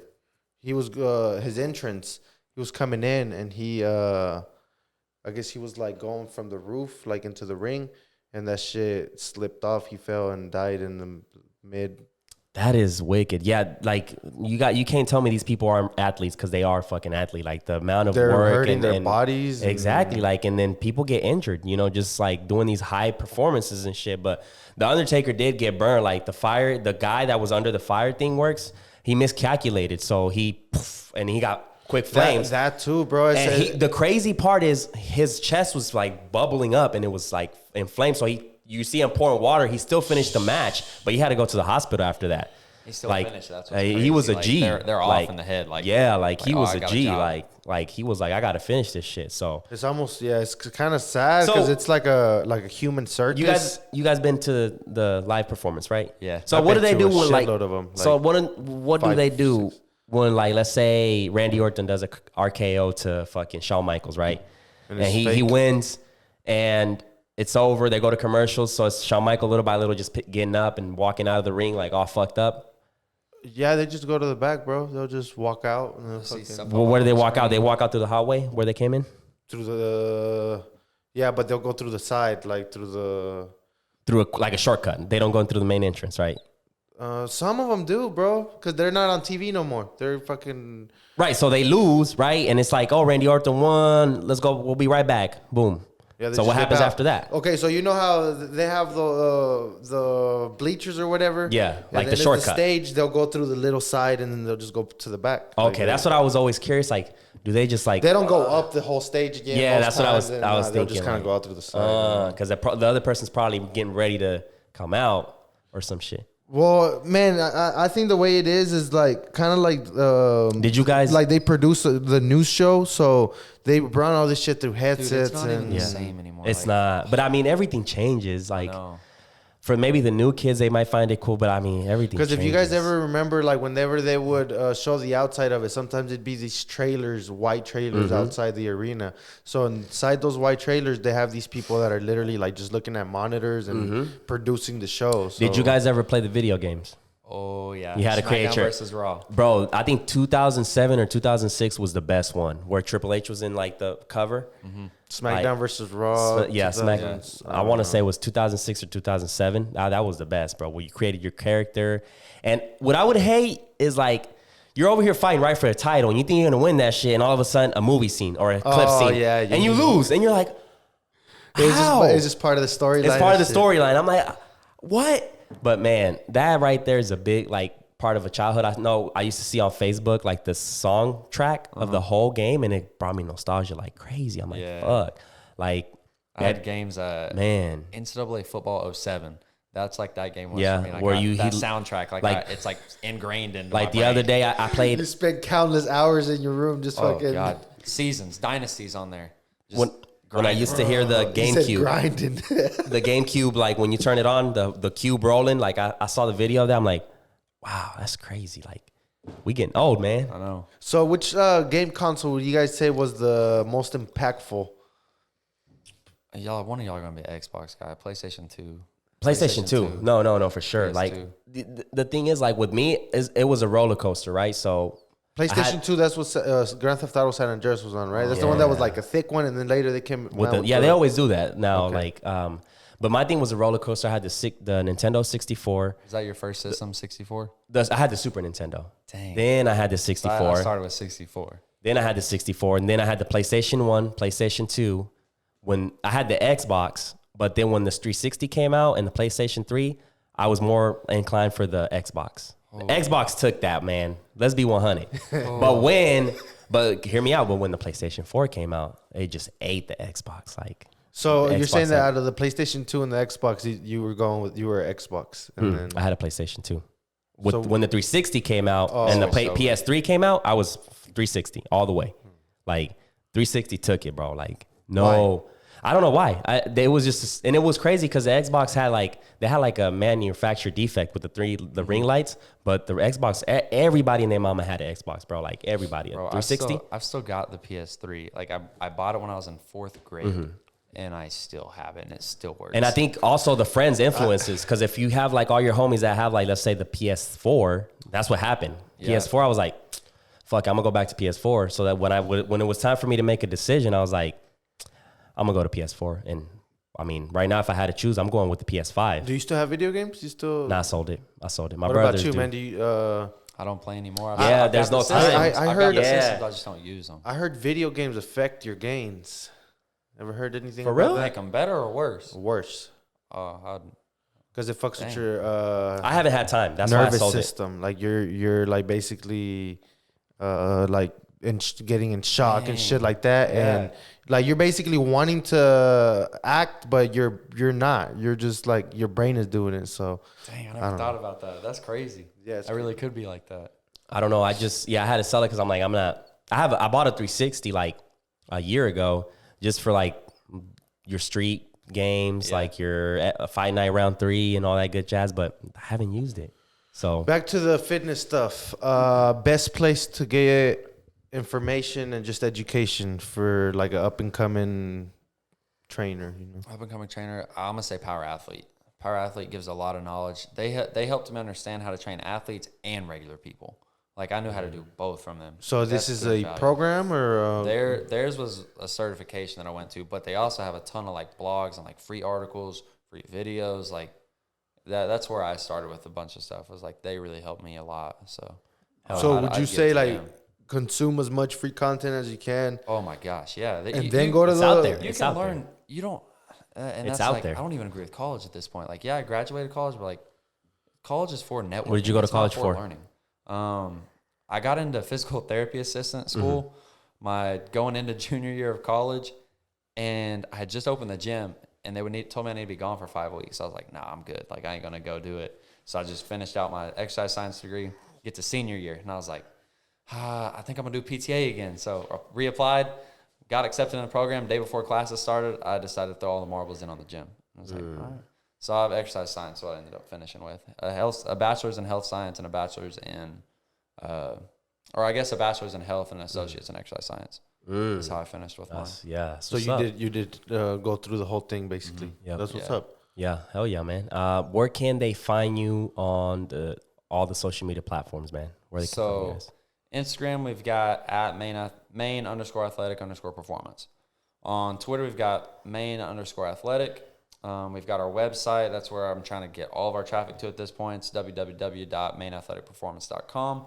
You need to get in contact with the marketer, man, because if you target those ads properly, you can gain some traction. We don't know shit about that. We've been trying to, but fuck. Dude, there's so much. You don't want to throw your money out and put a random ass ad. So there's a ton to learn. look, yeah. We've got our YouTube page too. That's something where we're trying to work with quite a bit more now. It's just MAP, prove them wrong. That's our YouTube. So Okay, bad, man. We already touched on pretty much everything. What you think? How long are we in, man? Hour and 26. I know there was more shit that I wanted to talk I about. feel like there's like 10 minutes.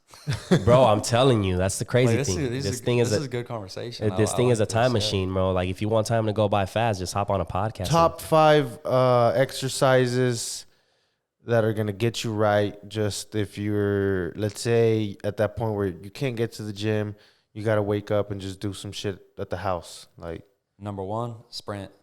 But if you haven't ran in a long time, do not just take off down the street. Sprint up a hill. That'll keep you from tearing a hamstring. okay, That's going to be number 1. Number 2, push-ups. Number 3, pull-ups. Number 4, any type of single leg work, like a walking lunge, for example. And then if I had to pick 5, we already said pull-ups. Oh, goodness. Those would be the 4. I don't even know if I need a 5th. If I could do those 4 things, that's all I would need. okay. Jumping squats or some shit. You could do something like that, yeah. Because I'm we're big gonna on get a those. lot of development on the legs from sprinting.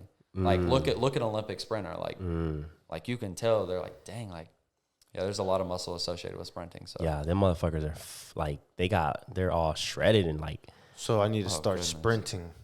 Yeah. hey, but not down the street. Go up the hill. Up the hill. So up the hill, you think it's more beneficial? You're gonna call AV next Shit. week. Bro, I tore my hamstring. I got If it's tight up and hands. down the hill, I'm gonna be like, I busted my fucking lip going down that lip. Just go up, bro. Go up. One of the things that, like, whenever we say sprinting, like, a lot of people don't understand this. Like, sprint is, like, run as fast as you can for a short distance, then recover as long as it takes before you can run full speed again. Yeah. Like, rather than just, like, cardio, like, I hopped on, I kind of ran, then I walked, then I ran, then I walked. Like, I mean, like, go as hard as you can, wait 2 to 3 minutes, go again.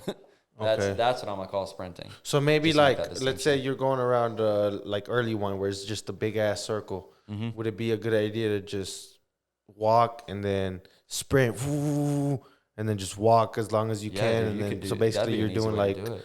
what do they call that? Like interval training type stuff. Interval training. Yeah, that'd be I never thought about that. That'd be actually a really good thing to do. Yeah. Yeah. Basically. What about for the chicks, man? The chicks that want to get that hump, That hump. Do I got to do it at home? It's all about the ass. So they get to go to the gym this time. Okay, so let's do it for the one that her car broke down and she can't go to the gym, and then the one that Dang. I feel bad for her. Yeah, well, she's the one that go needs pick her it. up, She's the one that AB. needs it, AB, 'cause go get her. Go give her a ride. Man. Take her to the gym with you. Nah, man, I'm not tricking. I'm told you I'm red pill, man. Okay. So let's go our 5 if they're stuck at home. Again, I'm gonna say those same things. The single leg work's gonna help grow the glutes. But then we can also throw in, dang, if they'll spend like $10 at Walmart and get a band, you can literally resistant bands and shit. Yeah. Let's use the band. Let's do some squats with that. Pay too. attention, ladies. Pay attention. Let's do some squats, like banded squats. It's they're all about the ass. It's all about ass in 2021. That is very true. Yeah. So And then what about the like in the gym? So if in the gym, We're gonna squat with weights, free weights. We're not gonna go on the Smith machine and squat in there. We're actually gonna learn how to squat. We're gonna do deadlifts. Pay attention, Planet Fitness. Deadlifts and all its variations to help build hamstrings, build posterior chain, build the ass, everything. We'll do those 2.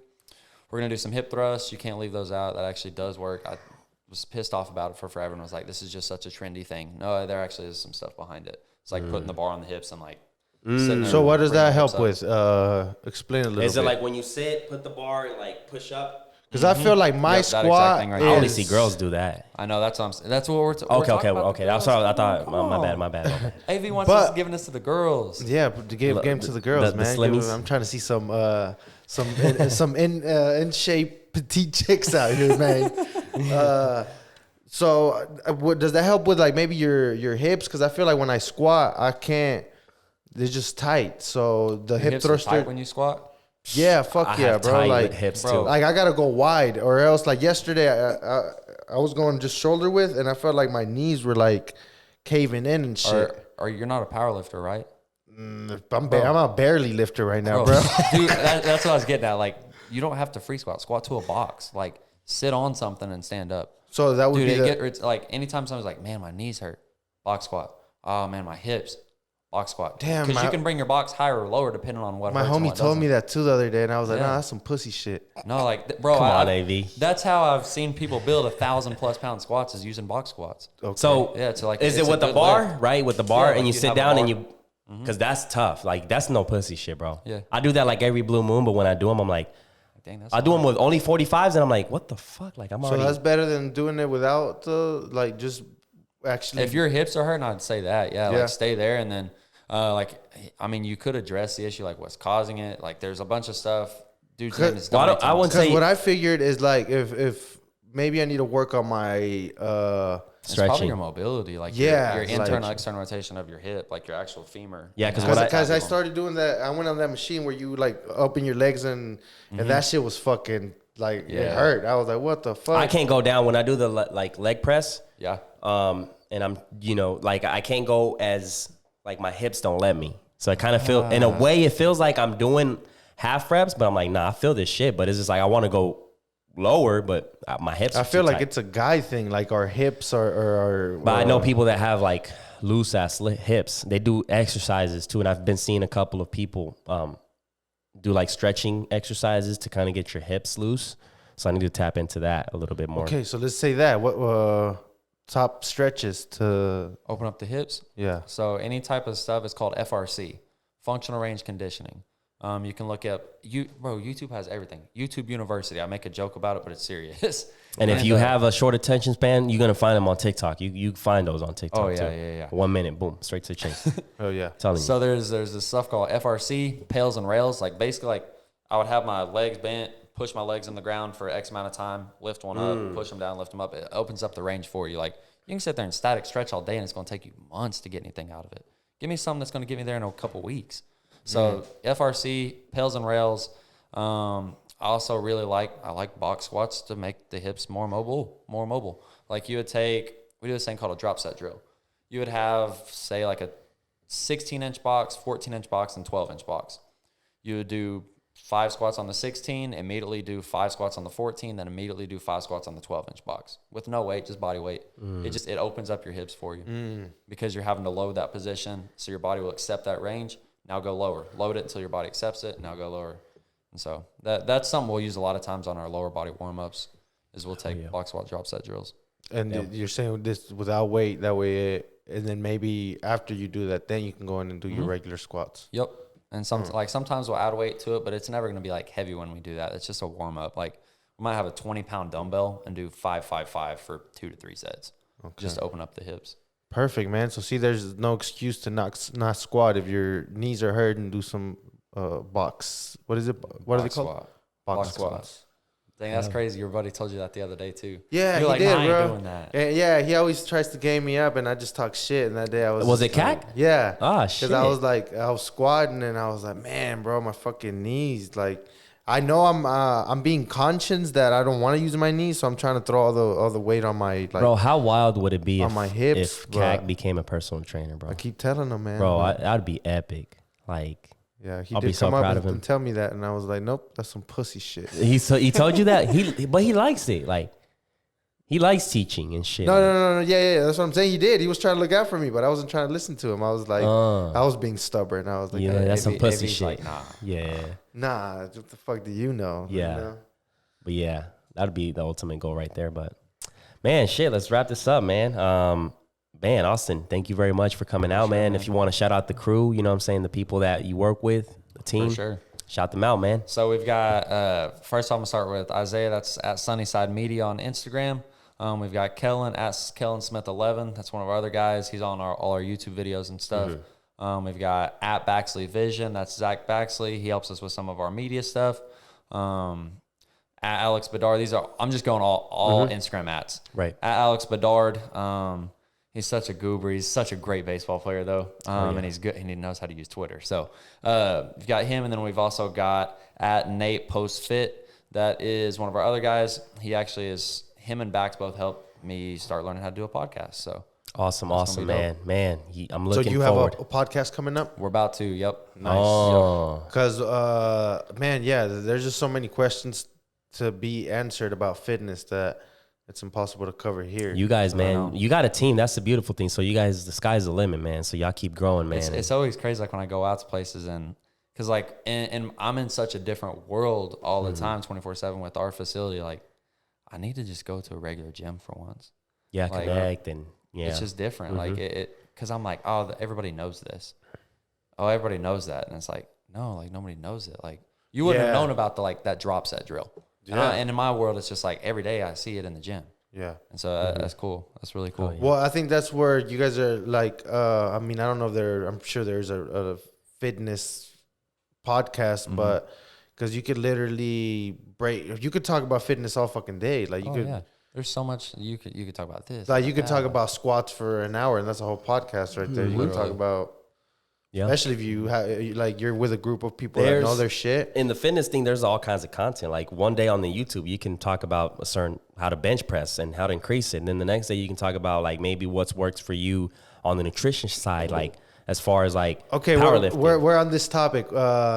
Did you ever fall into the YouTube fitness where you were watching fucking all the YouTube fitness people just going to the gym and like who were your favorite? Like the vloggers? Okay, like my favorite ones were Elliot Hall's fucking I know them. the Hodge twins. The Hodge twins, okay. Yeah. Beast Mode Jones. Who else? You're missing one, bro. Mike Come on. Rashid. Okay. Mike Rashid. Yeah. So, bro, we did his fucking program. My goddamn, was that some overtraining shit? Oh, y'all were getting bullied, huh? Yeah, bro, it was insane. Y'all We were thugged it out. How much was it for? Like 30 days or some shit? yeah, it was that And overtraining. we thugged that shit out. Like we were fucking dead every workout. I was trying to look like Mike Rashid, but I was like, man, fuck this. Like I was nah. Dang, so I hate to say this too. Like what you're gonna start to find out the deeper and deeper you go into like fitness, like you'll see all these people like on supplements. Like, oh dang, like look Bullshit. at him. Bro, it's bullshit. Yeah, Everybody's exactly. taking anabolics. Everybody's on steroids. That's where pay attention. He's Everybody's snitching. on steroids. So I'm sorry to say it.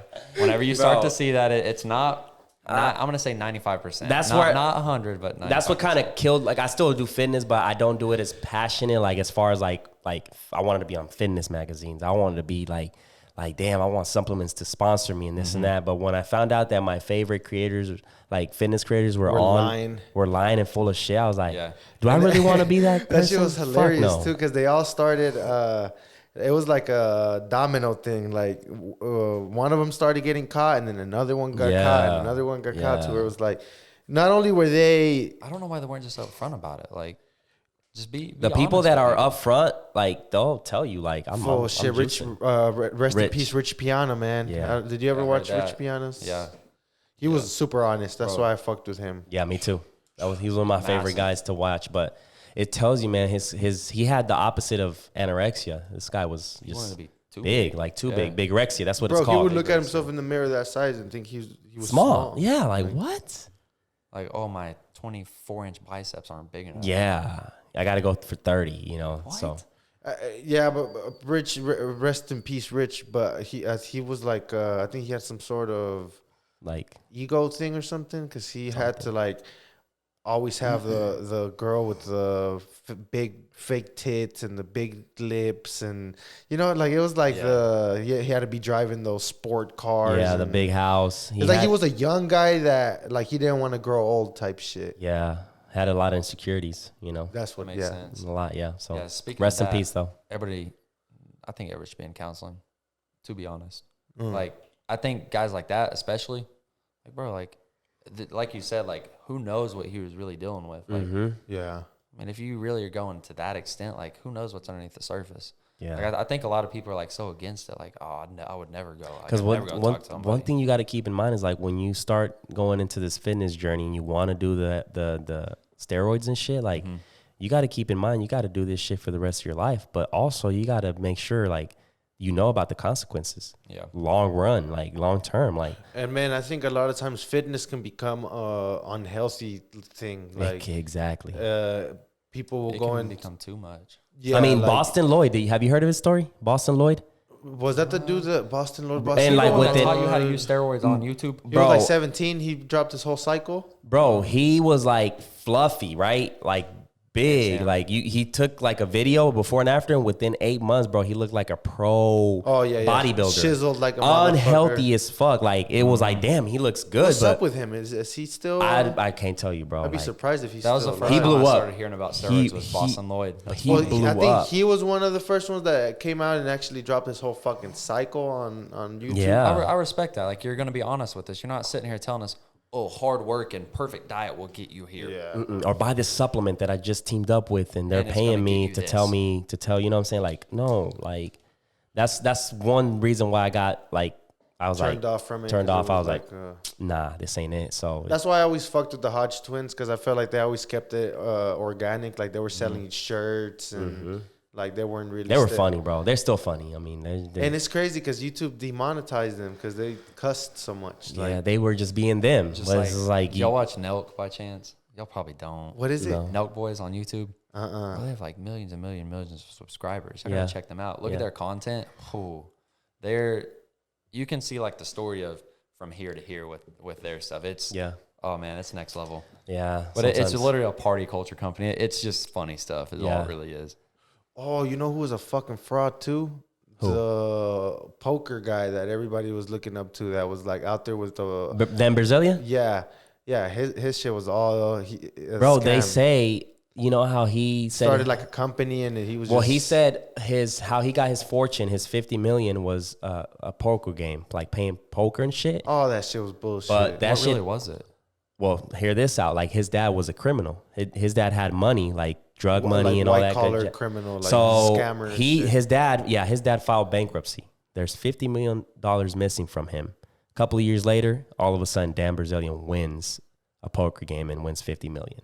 So. And then like his. But if you look it up, that's the crazy thing. If you look up who has won the most in poker, he doesn't show up. It's not even close. Yeah, it's like 10 million at the most or some shit like that. He started, I could be wrong, but some sort of, I think it was like some sort of supplement company. No, it wasn't a supplement. Or Ignite. I think so. No, Ignite is more of like the Playboy of today's. Ignite, isn't that what the fuck this is called over here? The company outside? Ignite? I think it is. Is it? I don't know. Well, Ignite is like it's like a Playboy thing where it's like on bras and like, you know, it's chicks. It's all well, I guess shit. My point is his dad was named like the CEO, and his dad is not even supposed to be fucking doing business. It's crazy. Yeah, when I was younger, I looked up to him. I was like, damn, this motherfucker's living that lavish life. Like all these hoes and thoughts and shit, like these Instagram thoughts. And it's like, yeah, it's crazy. But now, like, I'm like, the amount of money he spends living that lavish life, like I have a different mentality now where it's like, I'd rather invest. I'd rather keep growing the business because, bro, going on a yacht full of these chicks that want something. It sounds good. It sounds good. You got to feed them. You got to, like, you know what I'm saying? And, like, is it worth the nut? You know what I'm saying? As soon as the alcohol is done. And exactly. You got the alcohol, the drugs. The sugar booger is gone. Yeah. Everybody's gone. You look at your bank account. How much do you spend that day on fucking Ibiza? Like, how much like, fuck, like, this nigga's spending and, like, I can see him going bankrupt pretty soon, to be honest. Are you a reader, man? Yeah, I read quite a bit. Let's do that. Top 5 books. Top 5 books. Number 1's going to be The Go-Giver. Number 2 is probably going to be You said Go Giver? The Go Giver. Number 2, How to Win Friends and Influence People. Number 3, it's the Nike book, Shoe Dog by Phil Knight. Number 4, The Magic of Thinking Big. Number 5, what's another book that's really just been a big one for me? Those are my, anytime I refer to somebody, it's those 4. Number 5 is like training type material stuff. Those are my 4 like big life and business ones. Yeah. Nice. The most popular one for me that I feel like most of the people has read is the Rich Dad Poor Dad. You should tap into that one. Great fucking Rich book. Dad Poor Dad. I would say Think and Grow Rich. Think and Grow Rich. I'm almost done with that one. That one's a great book. Like that Right now, I'm. It's called 12 Law. The 12 Laws of Life by Jordan Peterson. That shit right there is mind blowing, and basically like just allows you to see how much of a fuck up you are. Straight up, bro. Yeah. But yeah, books are. That's what's up. I know you're a smart motherfucker, man. So I just needed to ask. Yeah. Because reading is underrated, bro. Well, why do you say that? What do you mean? Why do you think I'm smart? Because you're just well chilling. spoken, bro, and you're fucking 23 and already own a gym and shit. I mean, yeah, for sure, bro. Like that means that you were engraving good thoughts into your head, like, and you're saying your parents were like drug addicts and stuff, so you had to fucking find motivation and knowledge and stuff somewhere. So it wasn't always. Remember I said I went from government housing to golf course house. My mom, that's the best woman I could like ever think of in the world. She's gone through, whenever I was little, went through rehab. I think I was 4, ended up going back into rehab though, like my 8th grade year. And that was like huge. Like it was like, what just happened? She's worked jail ministry after that, traveled around singing at gospel churches. Like, dude, nice. Like it's been really cool. Like she's always been a really, really good example just of like overcoming. Overcoming. And her, one of the big things that really has always stood out to me is like, at one point I was living on $1,900 a month when I was married. Like that's all we had because we were both still in college. So we had full-time work schedules, full-time college, like, paying all of our car payments, house payment. Like we had stretching every penny. Oh my gosh. And my mom always said, if you'll give, like the money that you need will show up. And so just find a way to go help somebody. Like, oh, this person, you know, a buddy, y'all went out to eat and they needed food that day. It's like, I'll just buy their food. Like cool. And then out of nowhere, like something happens. Here's $20. Like I saw that happen a couple of years ago, but in a big sum of money. Like I was just helping a friend with like workout stuff, and his dad comes in and he actually wrote me a $1,000 check. Just said, hey, God put this on my heart. Handed me a $1,000 check. Dude, I cried. It was like, it was right in the middle of my divorce. Like I had no clue how the business was going to make it, anything. And this dude does that. And I was just like, he didn't know anything. It's like, he knew nothing. That. He just said, I felt like God told me to do this. It's so odd when stuff like that happens because you're not even expecting it. Like you said, you cried. Like, damn, what the? But this is meant to be. Yeah, for sure. Like it's, you know, what you gonna get what you put out. So it's like, for sure.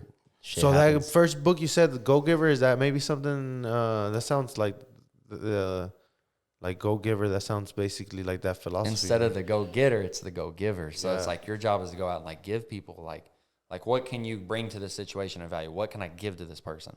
Like the more I can give, the more value. The more value you bring, the more value. I feel like, and that's what it comes down to. Like, especially if you're trying to get into this content scene, is like longevity is gonna give you.